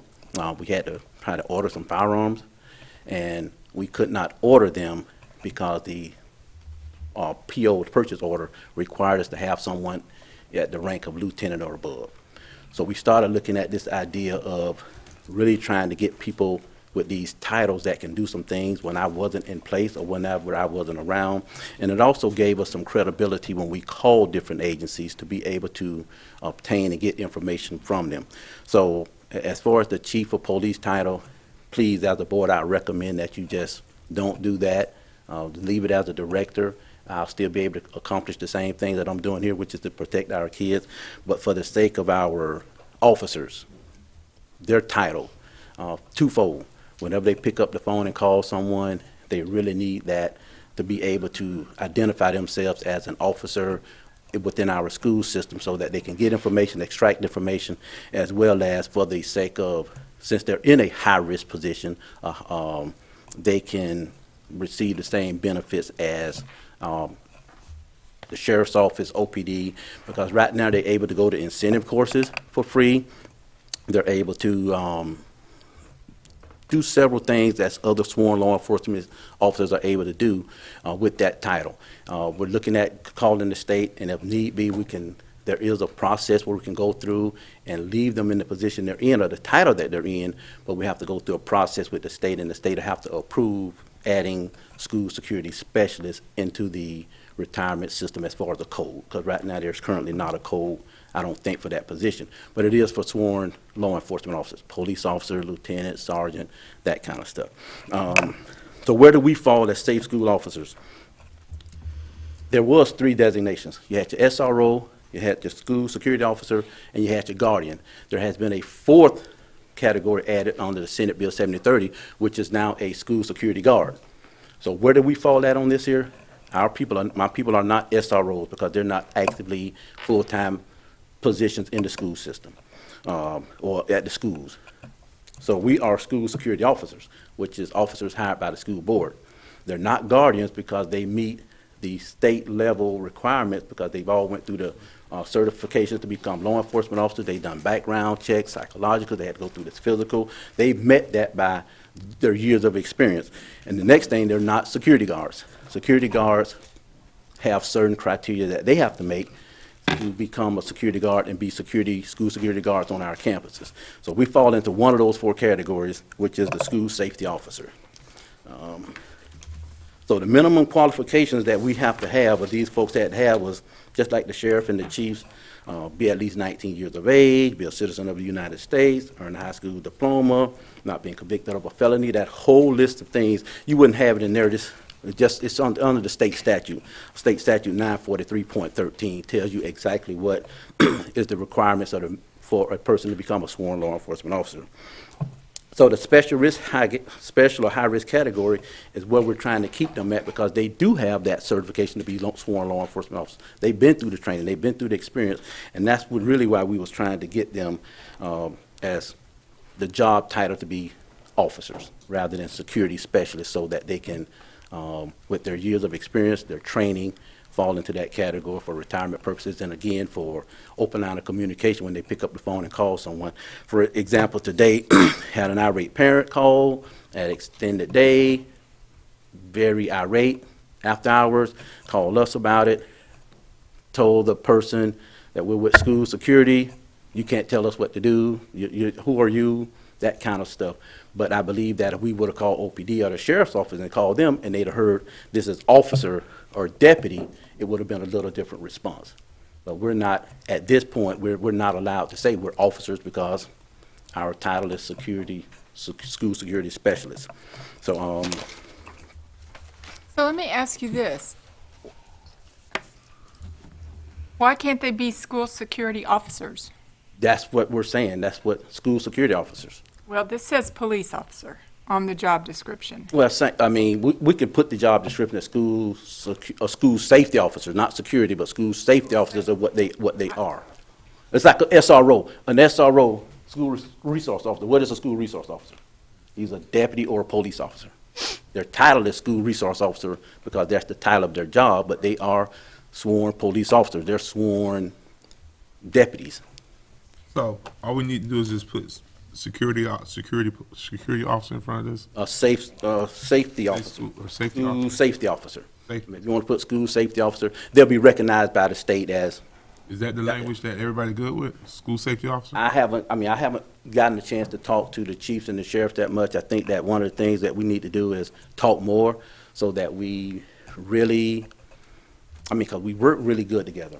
Our people, if we have issues and problems or concerns, we. So here's my concern, and I think it may be the concern of other board members. When we began this process to get this certification, there were two reasons we did it. Mm-hmm. Number one, the communication, apparently there was a gap. And if we had this designation, we would be able to have information that we weren't able to get right away. Yes, ma'am. Okay, that was number one. Number two was the fact that it might help us in getting some grant dollars. Yes, ma'am. And now all of a sudden, we have this designation. We have people in some type of uniforms with guns, carrying weapons, and I'm not saying that that's a bad thing. I'm just saying that it has morphed into something more than I think the board thought that it was going to be. And now we have job descriptions that turn us totally into a police force. And I'm just not sure that was the purpose of the designation. And so I'm a little confused. And I rode with Kenny Singletary. He and I spent the whole morning together. He has a great relationship with the SROs at the schools, and I'm not saying that the positions are not needed for the task that we set at hand, but we're moving into being a department. Now, this board knows what we meant. Those in charge now know what we meant, but what about in 10 years when those of us are out of this position and we have this designation as a police department, and then all of a sudden we're not working with our sheriff and with our chiefs and with, I have a real concern that this has morphed into something more than it was supposed to be. Well, I think what happened is, once you got the designation, the state dictates a lot of what we do. The state says you will, for retirement purposes, have this job title as a code. The state says you will have a CJIS certifications. Your people must have CJIS certification. The state says you will be firearms certified. Did we not know that before we got the designation? We had a meeting with our FDL, a person from FDLE came here. He's talked to the board. The intent, and this is where we've heard smoke and mirrors, and I think that's what's happened. Because I was there, and I will again say, I was part of this conversation when Dennis, Sheriff Woods, and myself met. And I was like, okay, I thought it seemed right to have the designation because we are to have a partnership with our sheriff's office. We had just, we were getting ready to sign a 3-year contract. It's important to have a partnership. It's important to be able to communicate. And I remember Sheriff Woods sitting in his office, and he says, it's a designation, a piece of paper, just that, and that's it. And it was like, yes, that's it, nothing more. And I was sitting there saying, yes, sir, nothing more, because that was my intent going in there of what I knew. What I did not know was that we would have, officers in the uniforms with the patches, carrying the guns, looking at insurance, buying or purchasing guns. So it was, and it is expensive. Well, So the intent of this board, and we discussed it as a board, and I am confident we were all on the same page of what the intent of that designation was. So I feel like, I don't want you to think that it was something that was some type of pre-plan to do this. Once we got the designation, the sheriff, I was a reserve deputy with the sheriff's office, so I was allowed to carry on campus. So was Kenny Singletary, Darren Vitale. We were allowed to do that. But once we got the designation, it made the newspaper. The sheriff since we're a designation, he now has to remove us from under his control, or span of control. We can't be both hired with this designation and also under the sheriff's office or OPD. We couldn't have both. So the state says you must have your own, and that's what happened, because I was carrying a firearm from the sheriff. I had a firearm from the sheriff. But at that point, whenever you're no longer, when you created when the designation was created, again, it's things that we were thinking we can have an MOU, some type of agreement to where we keep the firearms from the sheriff or whatever, and continue to do that. But if you don't want us to carry, obviously they don't meet these designations, they have to go back to just being unarmed.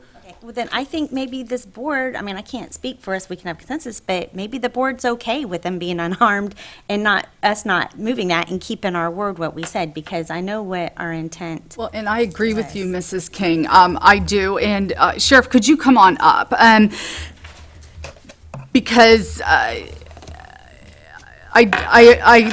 say again, I agree with Mrs. King, and I think this is moving in a direction that I am not comfortable with.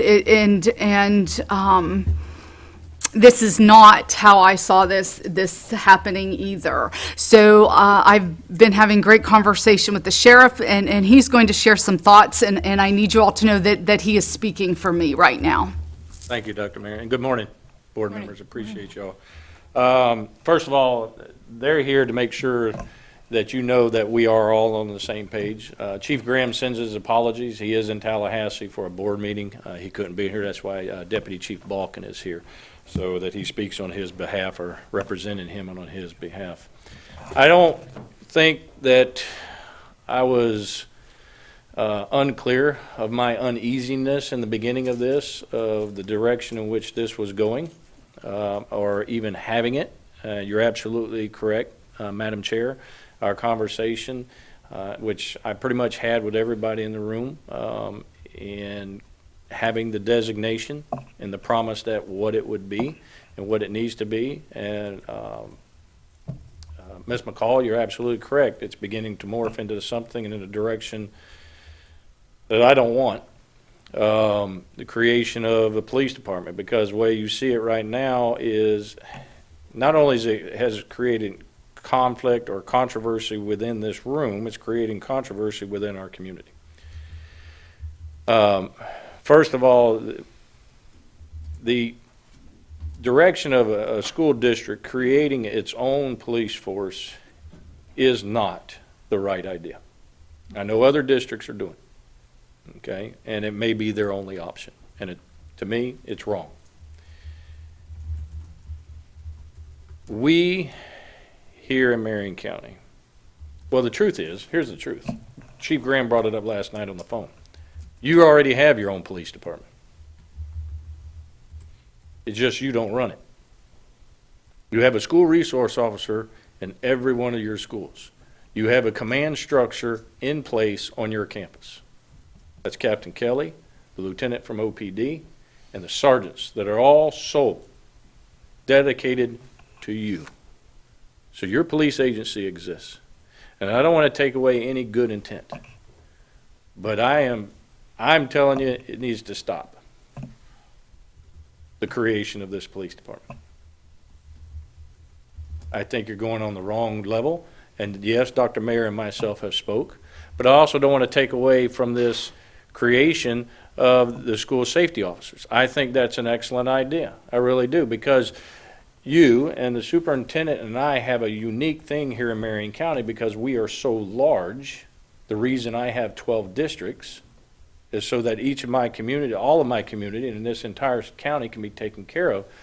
Having the safe school officers is an excellent idea because the state is demanding an awful lot of the school districts in the safe school stuff and what you're mandated that you've got to do. And you need that personnel to complete it, okay? But didn't you say you could make them guardians? Yes, I can. And I was getting to it, Super. Okay. And the need, outside of the needs that we discussed for the funding, if you're able to get grants, and everything else, the reports, there's workarounds this stuff, okay? One grant that you can't get that I've already got is the one for the Guardians programs. I've already got it, and I'm getting the funding for it. I pay for the guns. But the superintendent's absolutely correct. If you keep them as the safe school officers, as that designation, and not have the police designation, I can make them guardians and arm them. And I think that's what we all want. I want as many armed people as I can have on the campus as the sheriff to ensure that the kids are safe, okay? The internal politics, I think y'all know me by now. I cut no mustard. I don't care about the internal politics. What I care is about the safety of my citizens and my children. So they can be armed. I can make them guardians, but what I can't do is make them guardians and be certified officers. The state does not allow that. Dennis is absolutely correct. I cannot hold a certificate for any of his people, or his people, and vice versa. So when you become that designation, I have to give it up. I can't hold it. It is your responsibility. You're beginning to see what I warned every one of y'all about. You're beginning to see what is required to create a law enforcement agency. This monster is huge. And the truth is, law enforcement, and I hate to be pretty blunt, but this is not your lane. Your jobs is education. And ain't just you, that's for every district in this entire state. Your job is education. That's where it needs to be. That's, God bless every one of your teachers. I don't want to do it. I have no desire to do it. But that is your lane. And when it comes to law enforcement, that's us. And what I'm suggesting, what I'm telling you, needs to stop. Can I ask you something? Without the police designation, though, can we still share critical information about students with you that we want to be able to share? Because that was one of the. That was a big one for me. That was our, that's. That was the a huge one for me. That was the initiation. Well, here's the thing, can't we have the designation and leave it as that? With just, I mean, it's growing and growing, and that's what I'm concerned about. I think it was clear, In the designation, like I say, or once we maybe got I'm the wrong. designation, the state, there's requirements that the state put in place, not us. We didn't put the requirement in that we have to be have to have our own name. We have to have our own, officers have to be able to carry firearms, that they have to be certified. We didn't do that. Okay, We so don't have because of that designation, that's why it has. So in other Yes. words, we need to stop with the If designation. you stop at the designation, if you say no designation, we go back to where we were, you don't get the information sharing, you don't get the grant You're opportunity. second. That needs to be changed in statute where the sheriff's department Right, can use this. Because by statute, he can't share the information with us, and there's too many examples of our kids being on campus, sex offenses and things like that, where we couldn't get critical information. So that's the board. That's a decision that you You have to have the communication piece. Okay, you as so the board sheriff, has to do that, you make that Could decision. we, Help us, Sheriff. could we, in the language, lock in just these positions, no further growing of the police force, anything like that, that would suffice, Sheriff? That you Meaning, could still hire because he has area that, was it that like, There's 3 people that go to do these FSAS, the schools, the security They could assessment. still do the work, and my suggestion would be, if we can move to make them program specialists, because program specialists, go the 220, 240, 260 days. They can be program specialists, and I would like them at 220, 240, so they can work year-round to complete all of this monstrous paperwork we need to do. We can make them you can make them guardians, and they can still be doing the job.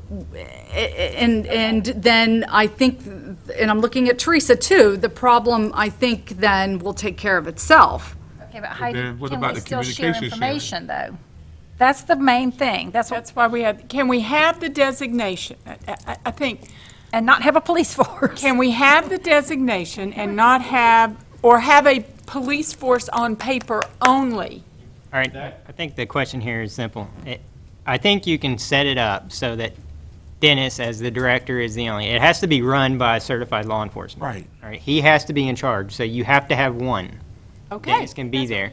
You cannot call them safe school officers. Safe school officers under definition are certified law enforcement officers under 943 employed by us.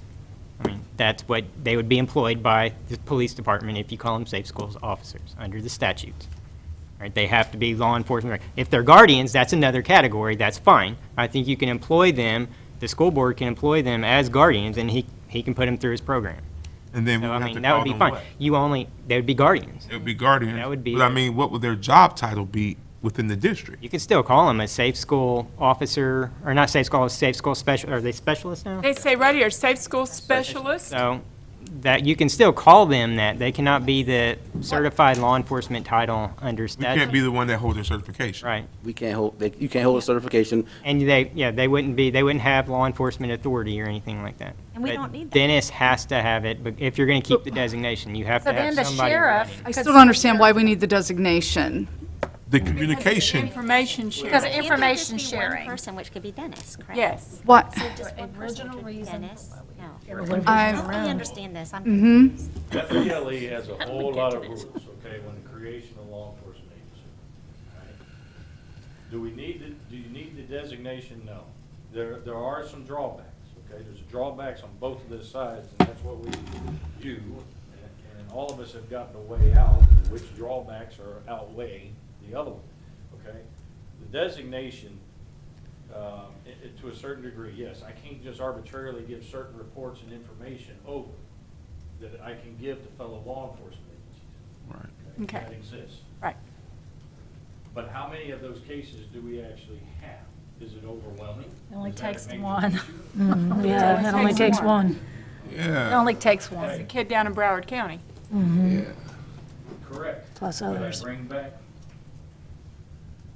the sharing of information. Most of the time it is To our. me, that's reports, crucial. Okay, because of the juvenile's name. There's stuff that you have, although you got the designation, I still can't get in, what do you call it? FERPA. Okay? I hate it, just like I hate HIPAA. These are two creation of laws that are a pain in my tail, okay? They really are. They limit what information can even come to us. So your FERPA is the one thing that prevents me from getting information. Right. And there's nothing I can do regardless of the designation of a law enforcement agency. So how does the designation help you? What information can you get by us having a police designation that you could use? Can't get FERPA, that don't help you. Can't get HIPAA, that don't help. So what can you get? Anything else I can get right now, with or without your Yeah. designation. And what can you get now that you couldn't get before, Dennis, with the designation? Well, we couldn't get names by law of sexual assault victims, and we've had 2 cases of that They were on happening Where they were on campus? Yeah. on campus. liabilities. But again, they do the best they can, but by statute, they can't share that information with us. And this kid showed up on campus with the victim. Right. That happened. Why? That happened last school term, from my understanding. Yeah.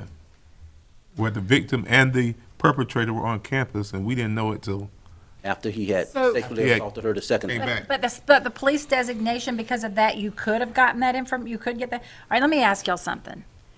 If we have the police designation, and we only have one person that's a certified whatever with that, could you then hire the other people as guardians, even though we have the designation? If they're not certified officers through our police designation, can you then hire them as guard, I mean, can you? Train them. Make them Train them, guard?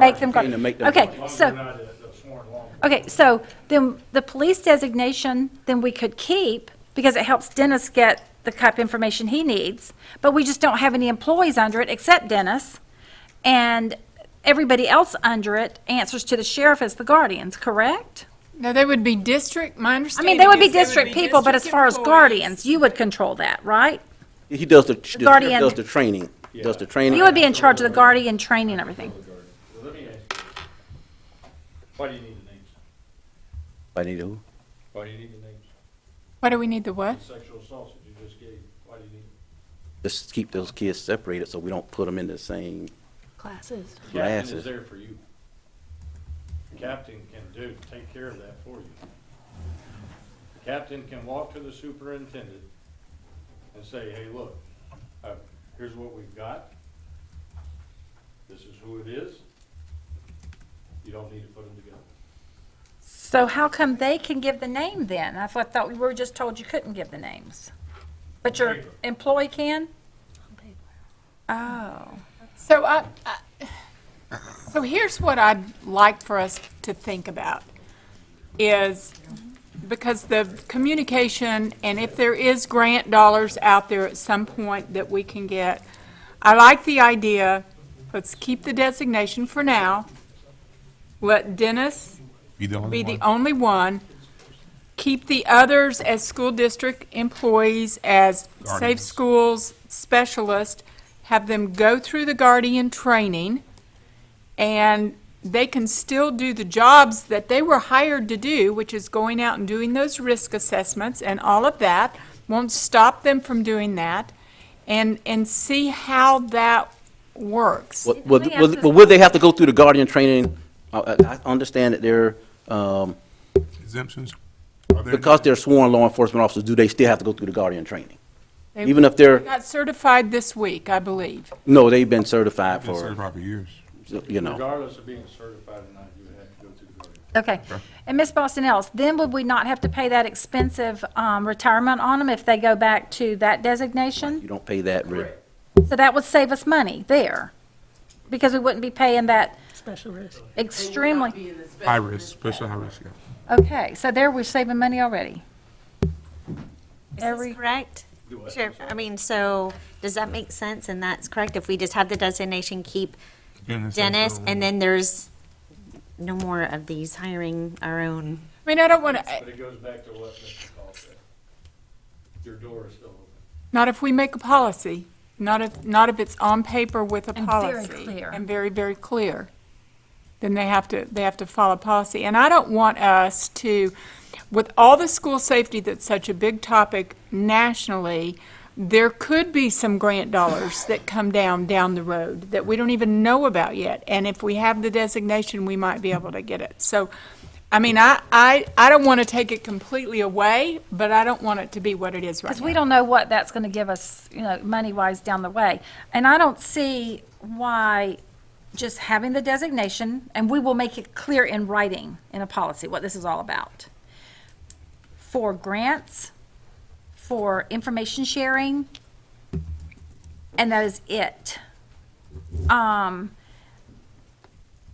Because we can't just keep flip-flopping back and forth. They'll think we've lost our mind in Tallahassee. And so, so someone comes up with a grant next year, and they said, the police designated districts get this grant, and we go, oh, we gotta go back.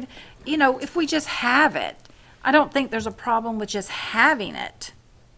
And our guardians are trained by you. They are not officers. And so I think that would be the best of both worlds.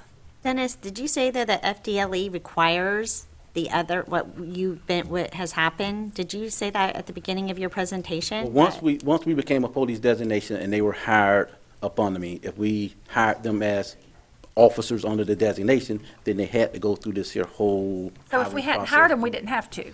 FDLE.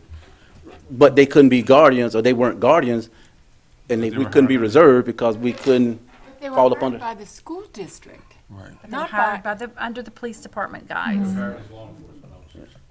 Which- Well, initially, they were hired as school security specialists. Yeah. Right. But they were guardians.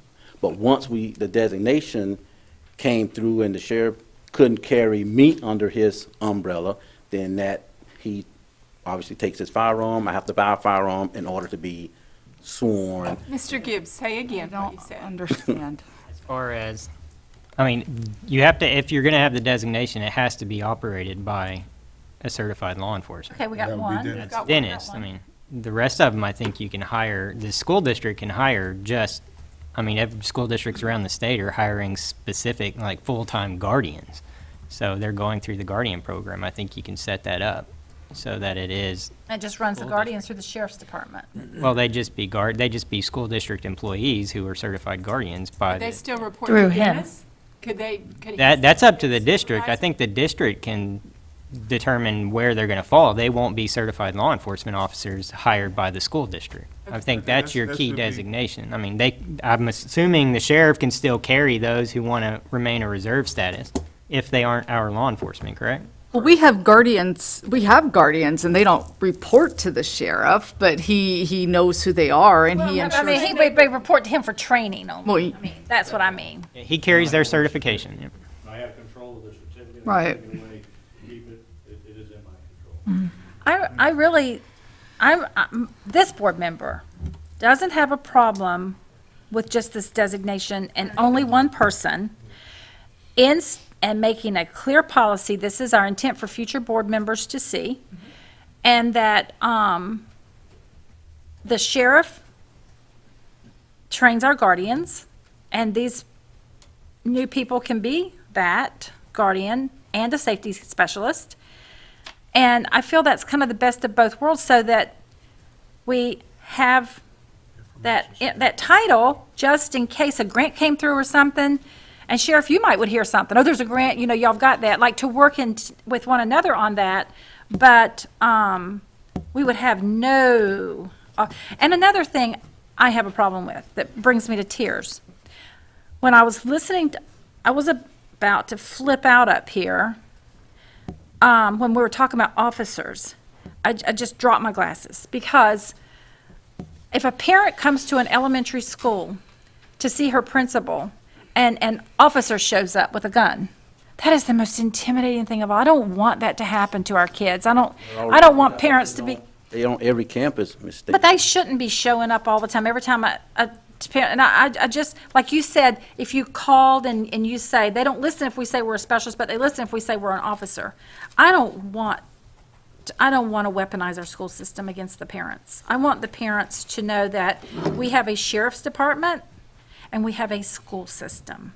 I do not want to weaponize our school system against our parents. I'm sorry. So, I understand, but we just, when things like that happen, we have to defer and call the sheriff or the SRO and say, call this parent.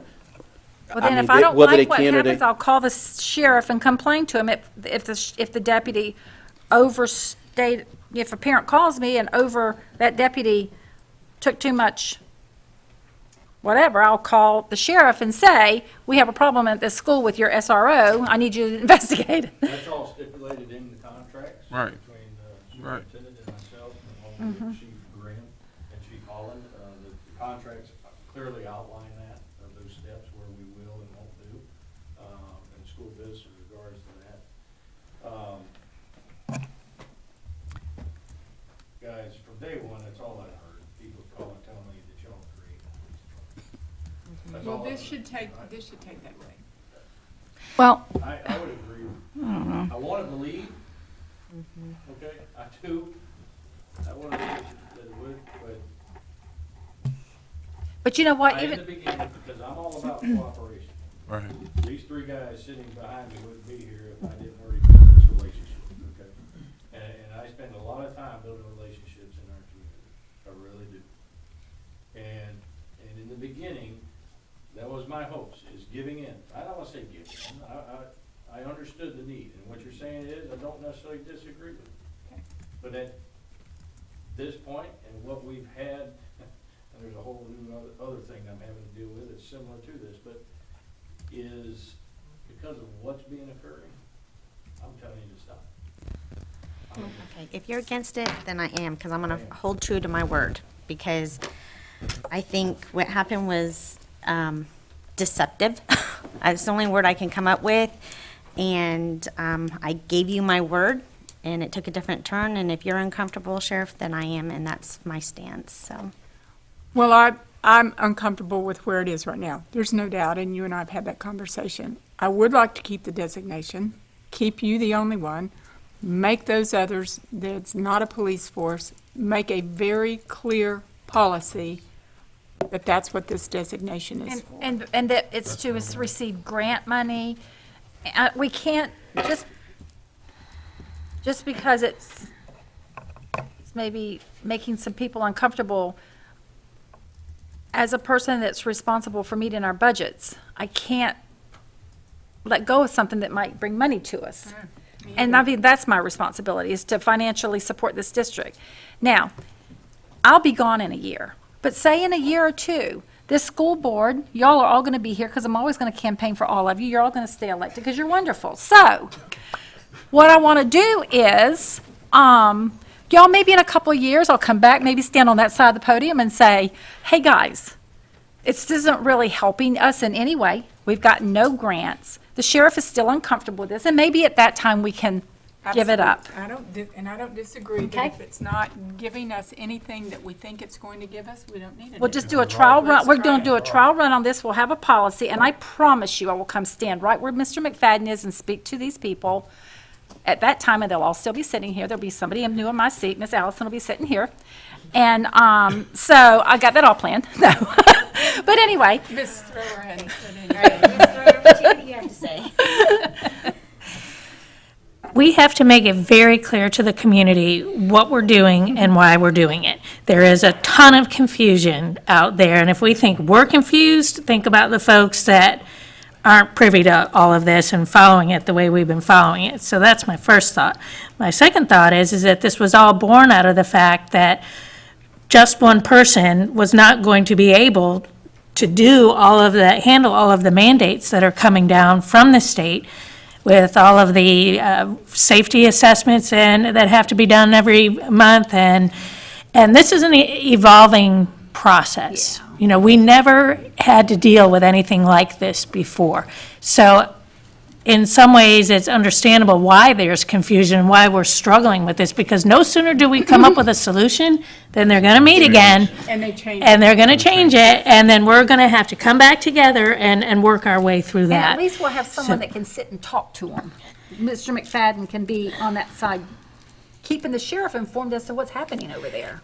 I'm very concerned when I see the look on our law enforcement officers' faces that they're not comfortable, and in the community, they're thinking, well, we already have a police force. We already have SROs at our schools.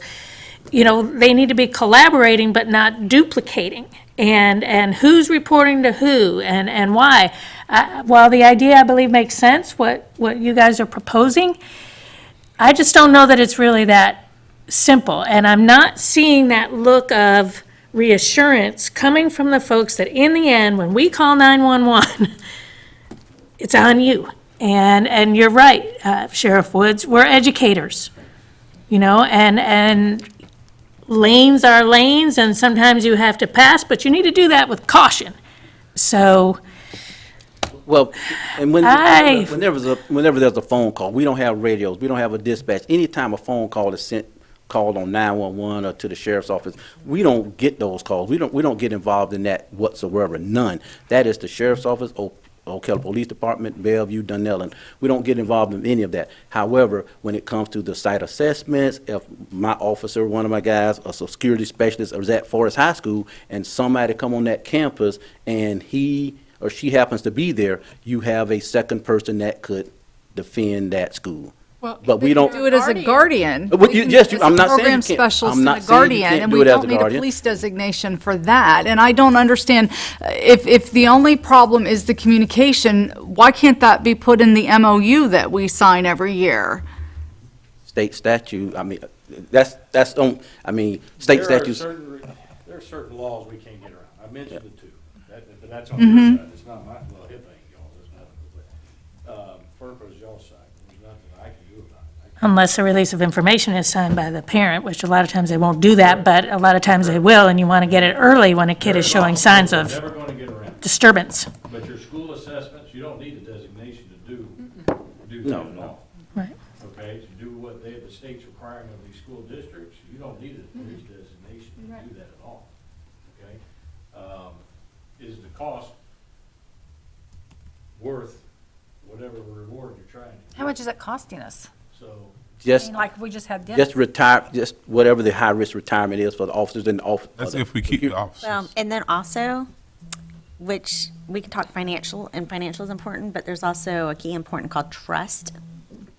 And I think that's costing us in this case, and I am not comfortable with that. And that's a great point as well, but we also need to look at the costs of other things that come with the designations, not just the salary, but the infrastructure then that must be built, even for a very simple one where we just say it's just communication sharing.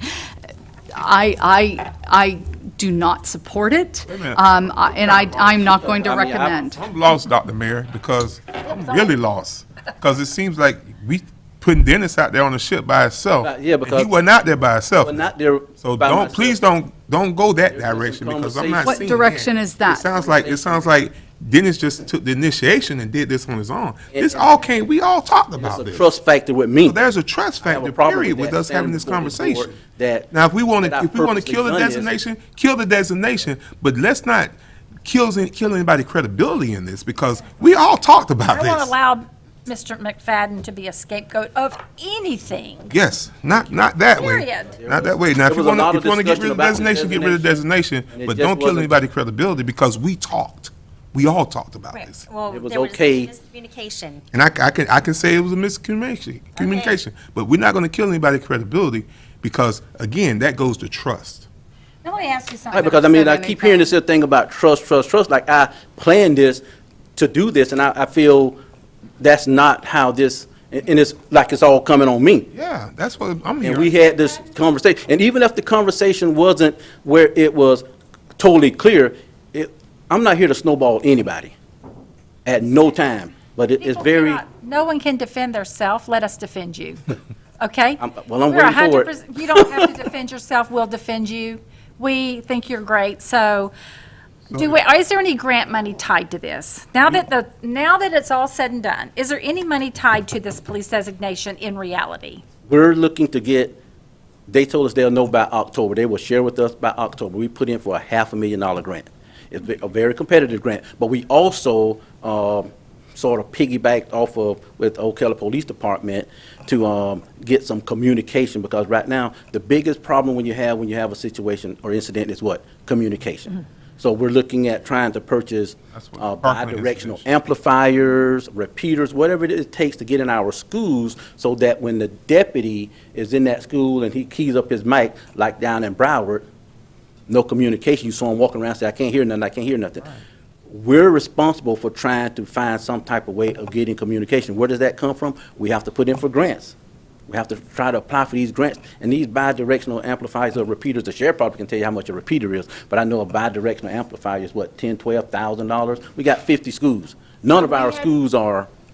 So we were able to apply for that because we had this designation. That's what I'm hearing? Yeah, we had there's Give up $500,000. So there's what they call a COPS grant. The COPS grant came down from a law enforcement standpoint, but we can use our side of it for cameras, door buzzers, fencing, school hardening dollars. Okay, so we're looking at it as a fiscal tool for our safety dollars. Yes. And I think it's fiscally irresponsible to throw the baby out with the bathwater if money's tied to this. Now, I would like to see the sheriff be a partner with us on this, because he fully understands our intent. This designation for me is what it's always been. Two things: grants and communication. That's it. That's the only purpose for this, and no other. And Sheriff, I'm not saying I don't believe you, but it's hard to believe something when other things are being done. Well- You already mentioned uniforms. No, we're not doing any of But that. Sheriff, That's all. we entered, we all, I know earlier this year, we came and negotiated in good faith that 3-year contract because we had no intent of there being us going in a different direction other than where we're at right now. So, I mean, if we got to put the language in the contract to say that we're not going to be doing anything else, but there is been no intent from any of us. I can tell you that, because that's not what we were thinking. Am I saying it Two right? things is all we heard. It wasn't our intention for that part. The grant he's referring to, I don't know what it is, so I'm not knowledgeable with it. Right. Do you? Because I don't know if the grant is going through actually the police department. No, it comes through here. Through your Coming through designation here. as a police department. Coming Is it? through ours. Okay. OPD has a grant where they're applying, they're trying to get some radios and some vests. And because we wanted to have some kind of communication if something happened, OPD added us to their grant to added 6 radios into their grant. And if they got the grant funding, all of it, then they would give us those 6 radios, because right now, we don't know what's going on at the schools. We can't hear what's going on at the schools. If something happening, we don't know, because they went to I think they had to go through some type of encrypted system. Yeah, would it be- We used to have communication with I used to can hear what's going on, but I can't no more because we don't have. It's known nationwide, worldwide, that the communication piece is critical.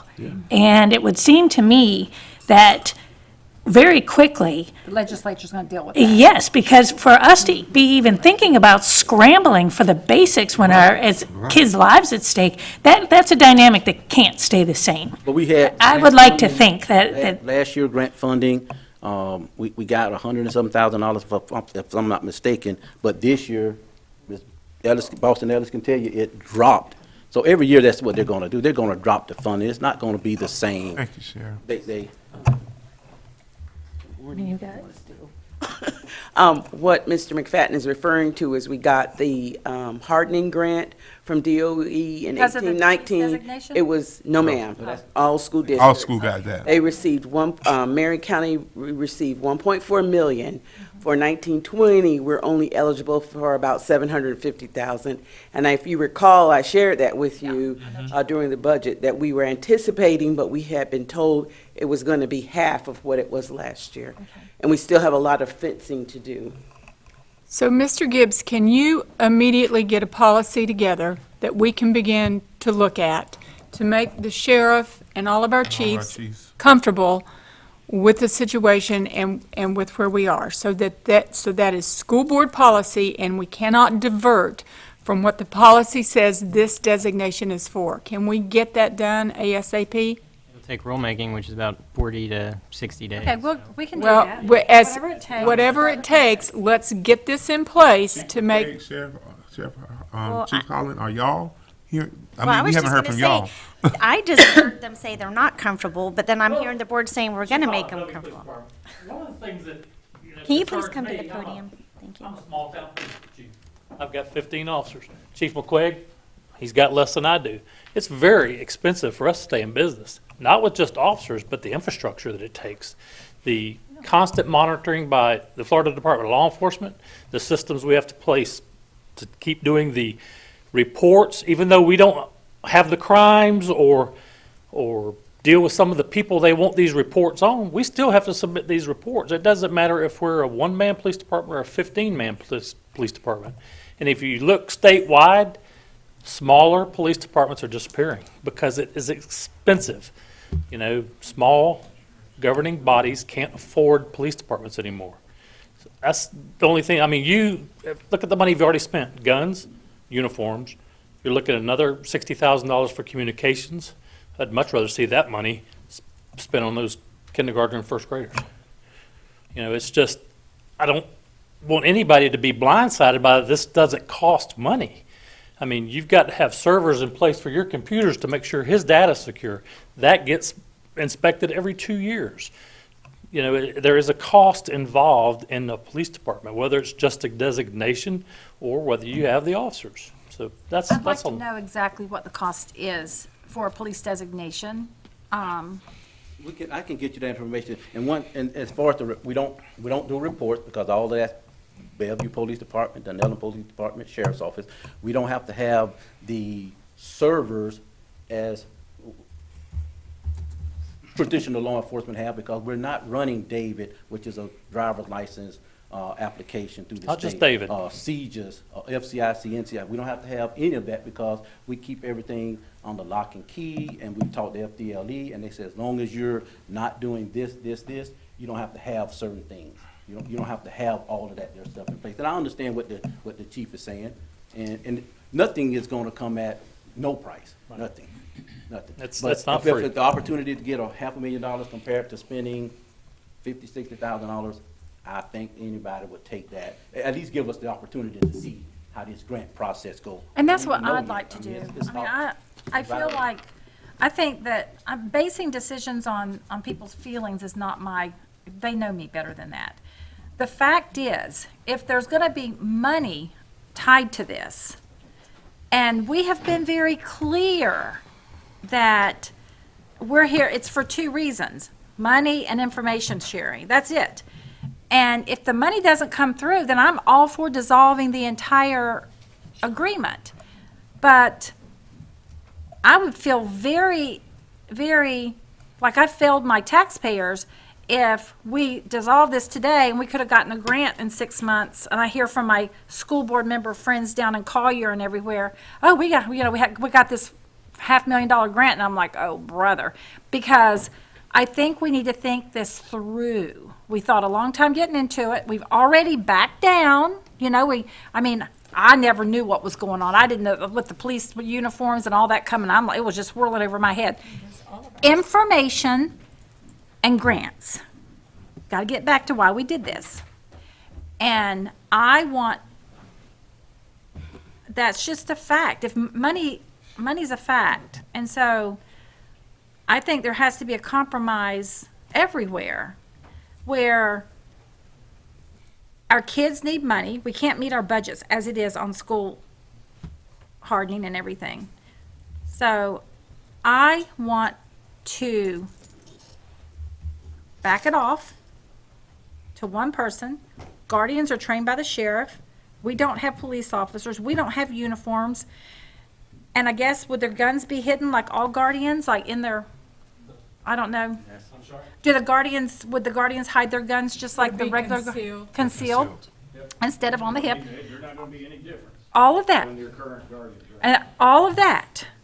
And just, for right now, make a policy that it's for 2 reasons that we have this, and be could we- very clear. And could we also put in there something that we will come back and Evaluate it at the end of the and year. review this in a certain time frame, and if it's not This will be up to reviewed par, annually. and get rid of it. Okay, That's- but I, I wanna let Chief McQuigg okay. Yes. say a couple Yeah, more. let's hear from One, he's got everybody. a little more years than I do. I didn't- But, let him speak on it, and speak on the CJIS thing. Yes. Good morning, Chief McQuarrie. Morning. Good morning. Good morning. Mike McQuigg, Chief of Police for the City of Dunellen. Believe it or not, I just had this conversation almost a year ago with Citrus County. They wanted to designate a chief of police because of the problems they had over there. First of all, if you do designate him the chief, he's got to have training so many hours a year. Where's he going to get the training from? 40 hours every year, we got to go through training to keep our certification. That's one. Number 2, information sharing. The sheriff has already said, he has a police force at your disposal. At your disposal. Each officer can get the same information that's already at the school. They have principals. You have an officer at the school. So why do you need to give it to somebody else who's got to go through a lot of training? And I want to tell you, I love this man. As a matter of fact, I gave him his first detective assignment, if you'll remember. Yeah. I did. So it's not a personality, it's what's real.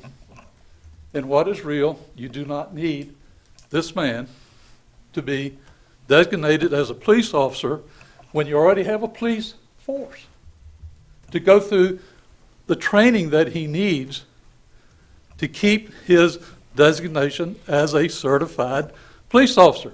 You just can't stand there and say, well, I'm a police officer, then 4 years later, you're going to lose your certification.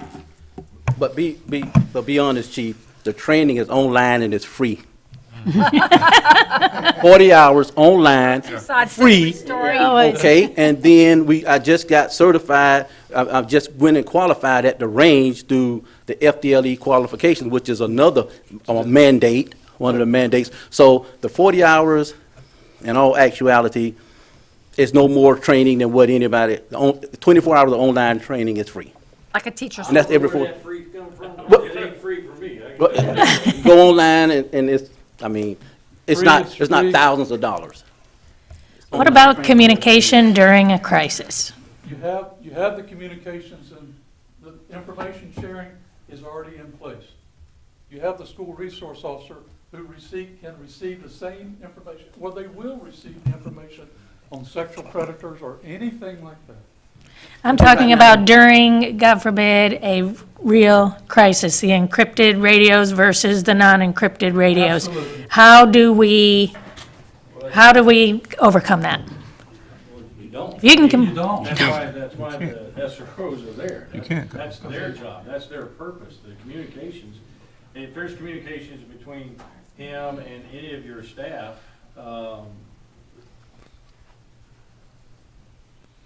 it's right here on my hip, okay? That communications with the radio is between my people and the tactical when we enter that building, okay? Now, we can sit here and argue about the communication for all the guardians now. That means you're gonna give a radio to every guardian you got? That's there's another cost. But when you're talking about the active shooter and in that immediate time, okay, yeah, they're gonna be there. But they're there just to back up. It's not to put them in this whole process, okay? Because if you wanna talk about training, if that's gonna happen, then they're gonna be part of the training on which you're gonna have to do all that training. That's not gonna happen. So the communication, okay, the communication portion, the repeaters, it needs to be done. He's absolutely correct about that. That repeater stuff needs to be done because in these schools, we can't get out. It doesn't make a difference if it's a radio or a phone, okay? But the communication that is important is between myself, OPD, Bellevue, and Dunellen. not with your staff.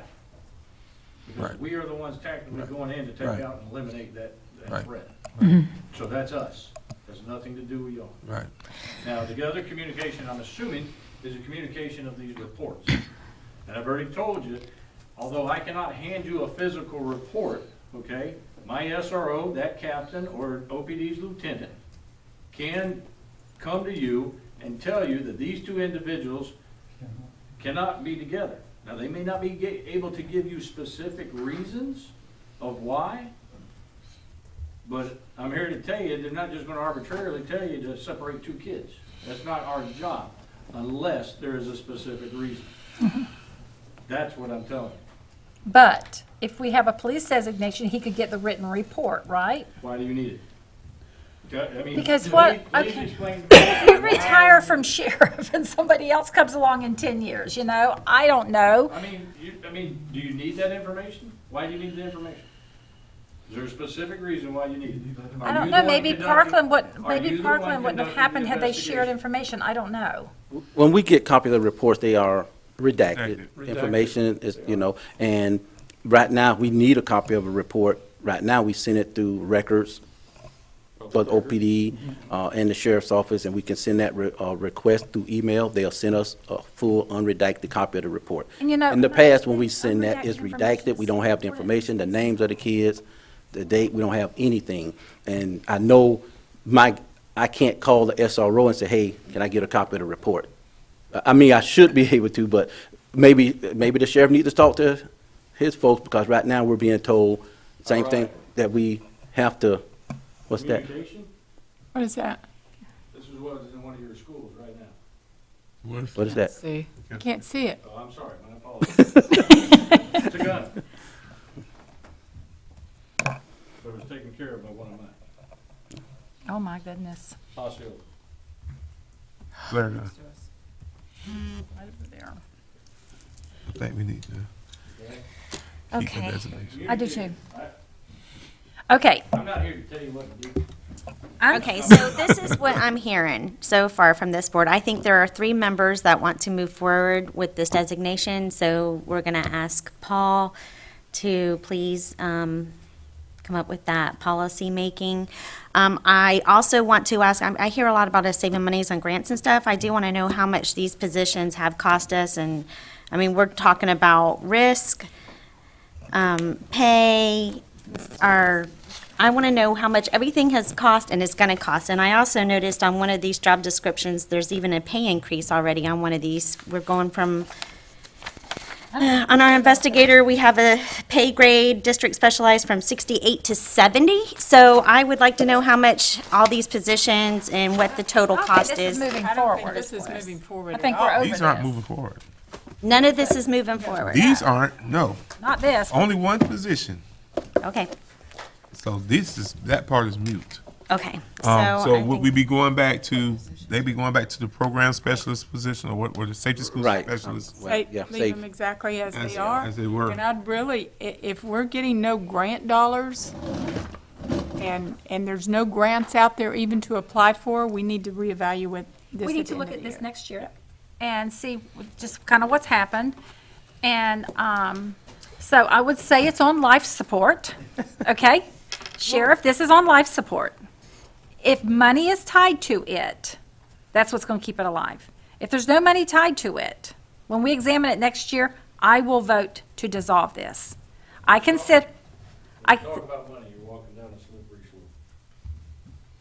I don't know. I'm walking down a slippery slope because I can't afford paras in the classrooms because we're hardening schools. That's what I have to look at. Well, what concerns me is we made it this far and this board had no idea what was happening in these schools with that. So, all right, but I think we there made it is. clear. And Paul, as soon as we can get that policy written so that we can get everything done, so it's very, very clear.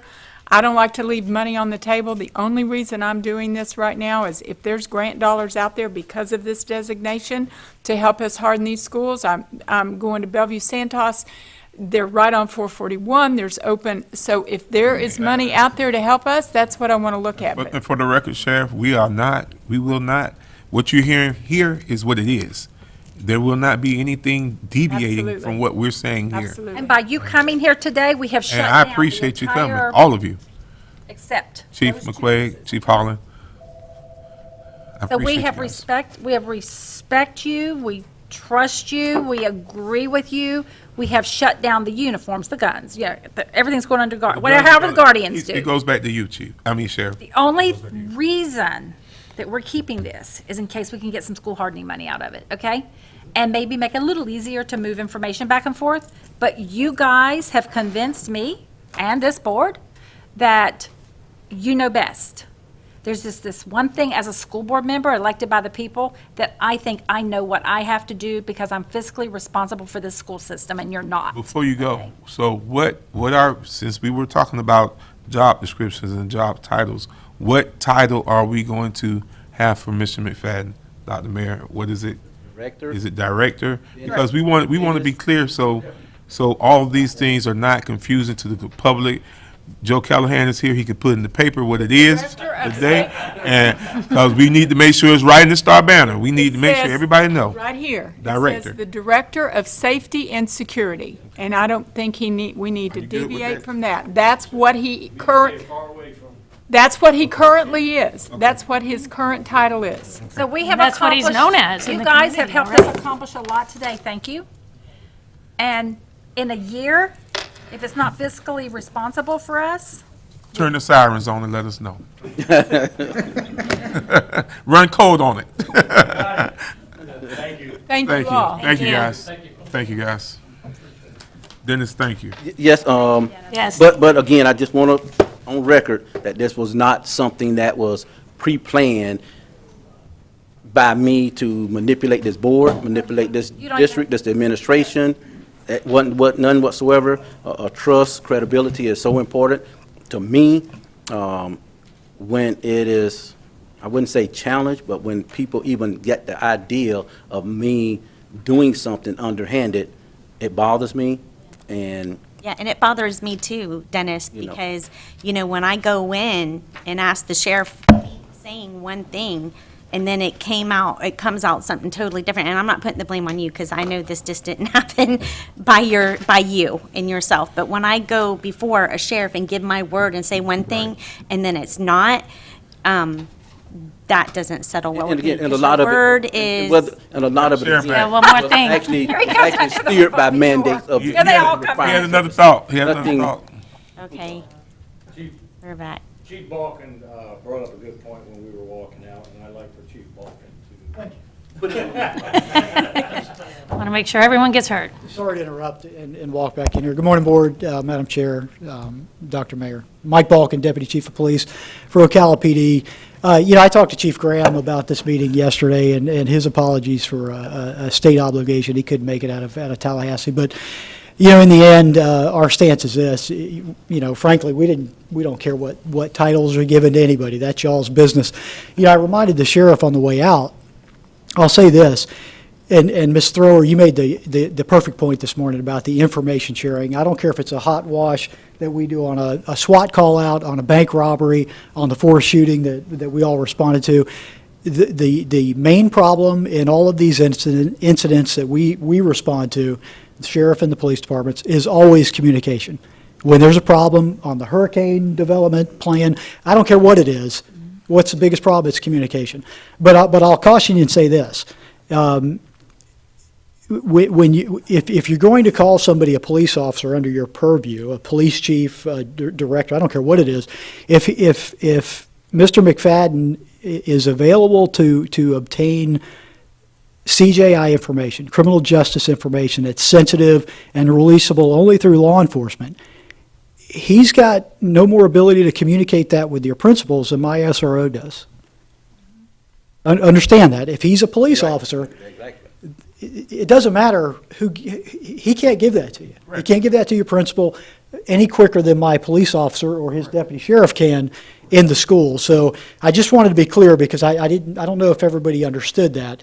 That designation Just because he works for you doesn't Don't mean I can share it with you. It makes it no different than my SRO. It's all CJI information it's sensitive and it can't be released to non-law enforcement entities. And thank you. I just believe it puts one more person in the loop. Sure, I get that. That's in the loop. Right. And I can tell you from, That's in the loop. right, and no argument there, but I can tell you, responding to Forrest, the first thing I did when I got there was I ran to my counterpart, the undersheriff, Robert Douglas, and we never left each other's side. When I found Coach Stapira, he might be an assistant principal now, I knew him from Vanguard Baseball, we grabbed him. He wasn't leaving our side, and we worked together to try to make sure that communication gap didn't occur, and I think we did a great job at Forrest. I think everybody can attest to that. But I just want to make sure everybody understood that. That CGI information, the designation does not, recuse him from I think you maintaining have that. one more team member. Absolutely, I get it. We just want to make sure everybody understood that. Thank you for hearing me. guys. Thank you.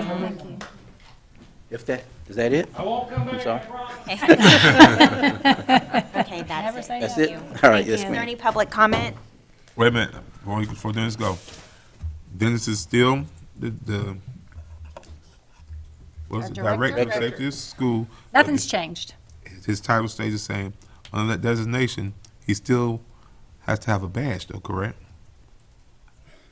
Because you have the designation. I mean, The other ones don't. You're at the disposal of the The other board. ones don't, but I you really do. am. It's not, Because I don't want us to get out of this room and then to come back, you have to, under that designation. Am I saying that right, Paul? I'd have to double check on that Let's double check. to make sure what he's required to have. Because I don't want next week somebody to say, oh, he got a badge. I'm okay with him having a badge. I am too. I'm okay with the one person, I am too. and then we will reevaluate it at the end of the year. And I think we'll just look serious to the community about saving our kids. I mean, we got a representative that is part of the team of the sheriff's department with our school system. I think it's going to let the community see, we passed a referendum safety was part of it. And I think that to have a team member employed here that works directly with law enforcement, I think it's and I just pick can up the only phone, be I call good. the sheriff. If he's in a meeting, he texts me back, give me a couple of minutes. He called me right back. Same thing with the chiefs. There's no issue I think the there working whatsoever. relationship's going to be much better. And I think with the board's approval, Dr. Mayor's approval, maybe I can have some type of biweekly, monthly meeting with them, because right now we're not doing that. And then you can fill them in on kind of what's going on. And tell them what's going on in the school. Right. You I know, think because that's they're, gonna be a good- although there's Captain Kelly there, I think it's important that it goes directly to the head, since I'm. You can freely the position discuss I'm what's happening in the school system then, because you have communication sharing, I just think it's a good thing. Streamlining communication is money well spent and will translate, if God forbid it ever comes to that, lives saved. And thank you, Chair King, for making sure that we. And Dennis, thank you for walking us through this whole journey. Yes. This has been a long journey for all of Yes, us, and yes. thank you for being part of the journey and helping us get to the end of it. Thank You you. had great credibility with. We trust you. They already meet, so why, go ahead and meet with them. Well, they have to invite me again. The state sends me everything. When they send me emails, and again, it's a moot point, they recognize me as the chief of police for Marion County Public Schools. I don't need that. That's, again, it's not, so therefore, these chiefs meet. I'm not gonna be anywhere where I'm not wanted or invited. If I'm not invited, then why should I be there? However, I will have a separate meeting with them as a group to discuss what we need to discuss in an educational realm. But they got their own meeting that they go to and they eat breakfast. I don't need to be a part of that. You know what? They may A have little things they want time's to talk gonna- about that they don't want to share with me. I think a little time's going to make everybody look back and say, I think we came to a good conclusion here. Well, that's what it originally was, and then it Right. blew out of proportion. I think Okay, we're back thank to you, where we Mr. were. Dennis. Thank you. Is there any Okay. public comment? Seeing none, we're going to move forward with construction project update with Mr. Robert Knight. Don't take that long. No, because then after that, we gotta, Good morning, thank you. we just have, He's the last You one. said be short, so, no, good afternoon, actually, I believe, ladies and gentlemen of the board, Dr. Mayor. Mrs. Prestipino, and Mr. Gibbs, here to talk to you about the various ongoing projects, either in design or construction, for the school system. I will focus my attention on the highlights of each page. Certainly feel free to stop me as I go. Before I get into the update, I wanted to just bring the board up to speed on the 5-year district facilities work program that the board has to approve, and I have to submit before October 1st, which I don't believe is going to happen. As of 8:15 this morning, the state still has not released the work program, and it'll take me a solid week of data entry and double-checking facts and figures and coordinating with our finance department to ensure that the numbers the state gives us that we haven't seen yet match what they gave us in June. So just a footnote, it is currently scheduled for a public hearing October 8th. It was on September 24th, which is next week, but I just wanted to bring the board up to speed that unfortunately, as of this morning, it has not been released. If I at least get it released tomorrow, I have confidence I can get it done on time for the board to review before the 8th, but it is not going to be next week, which was previously advertised and is being re-advertised for October the 8th, so I just wanted to clarify. Okay, with that being said, I'd like to go through the projects. Again, I'll hit the highlights on each page, and certainly feel free to stop me as we go along. On page 1 of your 3-page update, Bellevue High School, the new greenhouse, we've essentially finished the foundations. The building pieces and parts have shown up, and we've begun the erection of it and expect to finish the work out there in October so we can test the electrical systems and the fans and ensure they're in operation so that we can put it into operation for the school. At Booster Stadium, we're constructing the CDL program. Right now, we are finishing the underlayment of stabilized soil so that we can move forward into the paving operation within the next 2 weeks. And once the paving is done, we have some final striping and final dressing up at the site, and then we'll be able to turn that project over to our vocational folks, hopefully by the time we break for Thanksgiving, which they probably won't be using it until December, is what we imagine. The other 2 projects on this list are central warehouse related, and as you may recall, they are tied to the bigger discussion we've had about future warehouses, and so there's no activity there except the plans have been drawn for those projects. So we can move over to page 2, and first one up is the security fencing district-wide. We have just about used up all the money in the grant, and we are waiting for the state to give us some approval on using some additional funding so we can finish the North Marion High School project. But the projects at Forest High School, Lakeware High School, and Vanguard are complete. Dunellen High was complete. We did move a fence and some gates to assist them with their football parking. That was in addition to the actual security fencing. That is now wound down, and we are down to a couple of, I believe the last couple of gates at Bellevue High School were installed this week or are being installed this week. And that'll conclude all of the high school fencing projects, and then the next batch of money will move into another direction as the board chooses. District-wide storage, we're in phase 2 drawing review as we speak, and hopefully we'll be able to get the comments back to the architect by Monday. At Dunellen High School, the air handler project is really the grander scope, is the entire air conditioning system replacement. We have phase 2 drawings. Our contractor is working on a phasing plan for procuring the equipment, and we are also working on a phasing plan for how we're going to actually accomplish this. Logic says you do everything in the summer, but the summer is only 2 months long, number one, and number two, we believe there's an opportunity to construct, I was on the phone with the engineers yesterday, to construct the main chiller yard while the existing one is in operation and phase out old equipment and phase in new equipment while we're doing that. And our hope is that we'll be able to complete all aspects of that project by before the end of summer next year. So that would take an entire school year to complete. We're trying real hard not to go into a second school year and maximize the time during the summer, but also during the school year. And we think we've got a plan that we can put together to do that. And we've been in constant communication with the school as well. At Dunellen Middle School, we are ready to do the covered walks. Unfortunately, the manufacturing time is such it's at least 6 months to get covered canopies made for a school. It's just a problem all across the state as far as construction. There just are fewer and fewer canopy companies, and there's such a high demand that it'll take at least 6 months from the point we order. So we are finished design, we've priced everything, and we're in shop drawing mode with the engineering on the canopy side.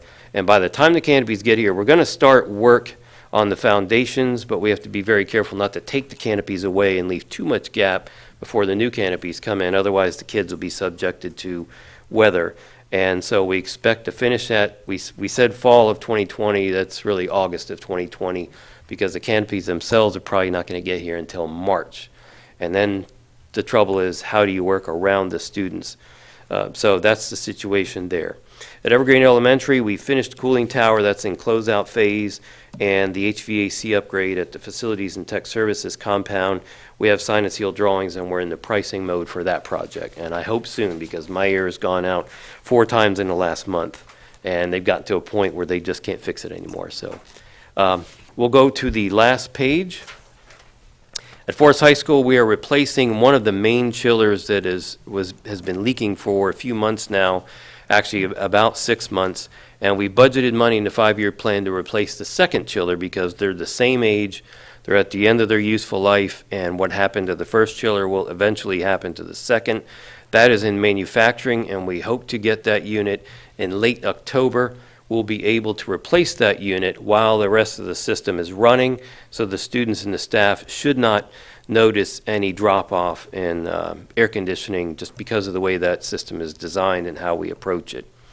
At North Marion High School, one of the bigger projects we have gone into preliminary design. We are right now trying to lock down exactly where the cafeteria is going to be placed. At some point, I will come before you in a Phase 3 presentation where we'll show you site, what the building is expected to look like, and the floor plans. The board will be asked to approve those concepts, and so that we can go forth with the final sign and seal drawings. I don't have a timetable for Phase 3 yet. We are trying to get to a point by late November. We'll be in that position to do a work session, and I'll schedule it through the board administrative assistant so that we have ample time to do that. And then over at Oak Crest Elementary, we priced that project. This scope involved adding additional chill water capacity to the existing chill water system. The system itself is fine, but the price came in well over what we had budgeted. We only had about $310,000 to work with, and we actually diverted those funds previously to Dunellen Middle School to buy the canopies there because the canopy situation is critical. Oak Crest, really that project came into being when our technical services folks asked if we had extra money, if we could add some additional chiller capacity. But chill water system there is fine. It works. It's only about 10, 11 years old. And because that was more a luxury than a need, we felt definitely better to divert those funds through Dunellen Middle School so we can complete the canopy work there. And also at Osceola Middle School, the new dining facility, we are finishing the program verification. We have a scheduled meeting with our food services folks to start talking about the types of equipment, and we are working right now on the exact siting. We don't have a whole lot of room to work with, but it's critical that we get it right down to the inch because of the tightness of that site. We also are in the process of getting detailed documents of the underground utilities so that the architect can launch into preliminary design and then into Phase 2 design. And we expect that this project will take us into next summer and probably into the fall by the time we complete the work, because that's even tighter to work with the kids there than it is at North Marion High School. And obviously a lot more to come on that. The last project is Waimea Park. There was a marquee sign that had to be relocated and some sidewalk work which has since been completed, and the closeout on that piece of it is now occurring, and probably in the next 30 days that project will come off as we finalize moving what remaining funds are out of that project into others. So those are the highlights of what's going on currently. When the 5-year work program is approved, there'll be a few more projects added to this list that you'll see show up. We just traditionally don't add them until it's actually approved and funded by the board. And with that, I'll let you ask any questions if you have any, and if not, that's all I've got for you. All right, seeing none. Thank you. Hey, thank you very much. Is there any public comment? Seeing none. Okay, we'll do board concerns. Paul, you have anything for us? Ms. McCall? Nancy Thrower, do you have any concerns? Just about the proposed cell phone tax that we were talking about as a board, and and floating that to the legislature because there are so many non-recurring, well, not so many, but there are non-recurring sources of income that we get. The compression funds would be one of them. That was $3 million, and we were lucky to get it again. But that's not guaranteed. And there seems to be a little confusion out in the community. You know, we have this as an idea, and how it would be implemented is always the details of things. And the last thing that I would want as a taxpayer would be, if I had a landline and a cell phone, would be to be taxed on both. It would need to be a one or the other. And so the way I'm beginning to visualize this in its infancy, let's make that clear, is that there would no longer be the tax on the landlines, and it would be shifted to cell phones. And then another question from the community has been, well, what if I brought my cell phone with me down from another state, you know, Georgia or whatever?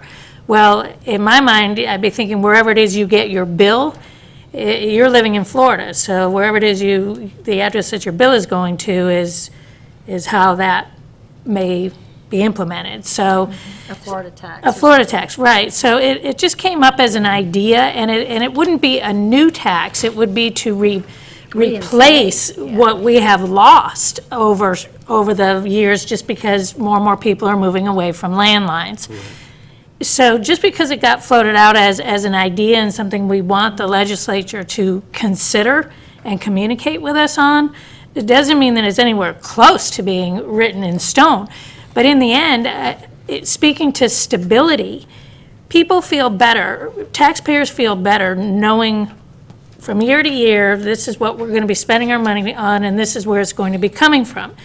And it also makes it easier for us, for planning purposes, to know that we can count on it, and then therefore we can budget for it, and therefore hopefully we can allocate the way that we need to allocate. So those were just some of the things that were in my mind. The police department designation was also second on my list, but I think we beat that horse pretty hard already, so I don't have anything more to say about that today. All right, thank you.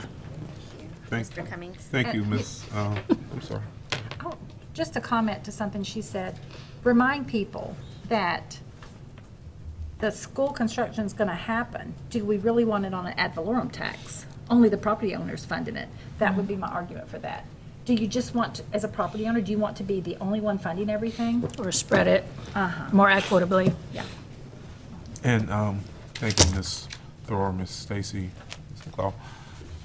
When we talked about that tax, we asked the legislators to research. To begin to Right, just research. To begin the That was it. research. Just That's to- all we It's asked the for. funding To source. begin the research because of the lack of PICO funding that we had received. We didn't receive any PICO funding this year, so that's why that was a priority for us. But what I did, the one thing, when you're right, we beat the police to death in here today. But there is one issue that I have that's been bothering me for the last 8 school days. And we all get the texts about things that's happening within the schools. In the last 8 days of school, and I'm not sure if we paid attention, we've had 12 Baker Acts. 14 as of this morning. 14 in the last 12 days. There's an issue, Dr. Mayor, thank you for giving me that. We got it. There's something that we need to be paying attention to, and it's something that we're missing. And I reached out last week. I asked Mr. McFadden, I said, hey, is this because we got SROs in school? He said, no, Reverend Cummings, that's not it. These are legitimate Baker Acts. So we need to, I don't know, Dr. Mayor, if we could kind of form some kind of committee or something to look at, research what's going on with this, because that's too many. First graders. That's too many. It is, and I'd like to ask for a work session where Mr. Ellers and the team can come and give you the outline of how Baker Acts happen, because it does come down to a law enforcement. Law enforcement is the only one that can Baker Act. I know that of the 14, and Mr. Ellers met me in the office this morning when I got in, of the 14, we had eight that were elementary. Yeah, yes, and of those, just one actually looked like it shouldn't have happened.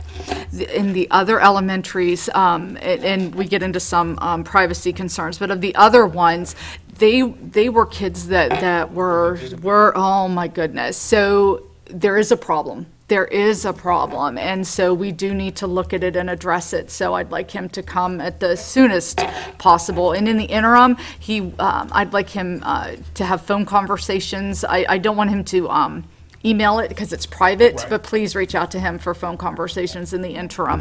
And I But think yeah. he called me on Saturday, because I checked at the end of the week, I said, what in the world is going on? Mhm. And he said, I got your message at 11 o'clock Friday night. He called me on Saturday, so I really thank him for that. And I said, you don't have to talk to me about this now. And it really did help to talk to him, but it also opened up some more civil rights issues too, so. Right. So I just want to make sure that we talked about that because that is a pressing issue. And then I keep hearing my phone's going off and I'm saying everything is Baker Act, Baker I Act, know. Baker Act. But has it been that way for a while, or is it just in No, the it's past last 2 week, weeks? it just went crazy. Well, that's what I'm saying, but has this been happening all along, and all of a sudden we're being informed of all these Baker Acts? Or was this was Last happening year. last year and we weren't informed? Because it seems like there was an influx all of a sudden in the past couple of weeks that we're hearing about many more incidences to where before it was just hit and miss. Because I know things But were you know happening in the what? schools, but it wasn't showing up But on we my phone. didn't have resource officers at the elementary schools then, and Yes, now we we did. do. Last year, we most certainly did. Yeah. Well, like mean, I in the- in the years said, past, though, though, just but the so- one So was maybe silly. we can get Okay, Mr. Ellis so, to give us the and historical I would like to perspective see of that. that, the historical, and I do have concerns, and I do want to know also about the discipline, because when I hear from teachers that they are kicked black and blue up and down their shins, their feet are stomped on, or you go into these schools, and you don't have to look far, and you see children, I can't even put words into what I see. And I am fearful for what is going on in our schools. I'm fearful for our educators and our teachers. And I can't even wrap my brain around what I've been hearing and what I've been seeing. So I do look forward to this conversation with Mr. Ellers, because I want to know what he's doing to protect our other students in these classrooms and our teachers, because that's wrong. And going in with that, my last thing, I need to know, when I'm hearing reports of kids engaging in fights in school and our staff not separating these kids or not getting in between these kids and other kids are getting hurt, and we're waiting for the school resource officer to get there. I have a problem with that, especially if they're elementary kids. Yeah. If they're 5 and 6 year old kids, they're in a fight, and nobody wants to get involved until one kid's choking the other one or Or stomping I on hear them. that teachers are not allowed to call. Right. I've heard of 3 referrals being written and nothing is processed. So I'm looking forward to this conversation with Mr. Ellers. Okay, so Thank we you. need to In the address interim, that. I can know where the referrals were not processed, and we'll follow up on that. Okay, good. Thank you, Dr. Mayor. Okay, and then, was that it, or did you have anything else? That was it. Okay, okay, so in December, the first week, I believe it was the 5th, was a Thursday, and we had a meeting. So now we have Florida School Board Association. But it's been brought to my attention that the chair and the vice chair meeting for the Florida School Board Association is going to be on December 3rd, which is a Tuesday, and we rescheduled our Thursday meeting for that Tuesday. So I guess what we need to decide is the 3 remaining board members, do we want to stay here, or do we want to just cancel that December 3rd meeting? Right now, there's 2 items. We have a construction projects update and then schedule a public hearing, I guess, on district-wide attendance. Can we just reschedule those and just cancel that week because? Yeah, that's what I'm thinking. There's nothing much. Okay, so we'll just go ahead and cancel that meeting for December 3rd. All right. Could you, but I mean, but we don't know what might grow between now and then. Could you just leave a possible opening for like a Monday board meeting that may or may not happen? That So we'll have it the if we need it, it'll be December advertised. 2nd, so leave it advertised. Might not need it, but if we do need it, we'd have it advertised. It would be Monday the 2nd. Okay. That's fine too. So, all right, so why don't we just go ahead and say December 2nd? Yeah. And then knowing that if there's not enough There's nothing, we'll cancel it. Okay, but we'll have it scheduled. Okay, so that's what we'll do. Okay. But we Thank you. didn't know that until recently. And then also, I would like to get a consensus from you guys, or I'd like to request a work session.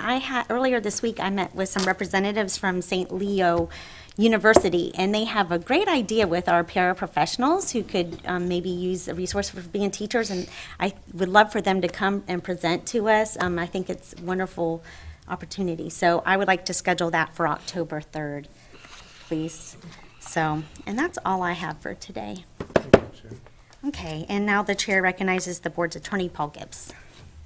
Good afternoon, board members. On behalf of Attorney David Lennox, I am notifying you that advice is needed regarding the pending litigation between the City of Ocala versus School Board, case number 2011-3112-CA-G. Pursuant to Section 286.011 Sub 8 Florida statutes, I have requested a session with the board for the sole purpose of discussing litigation and strategy related to this matter.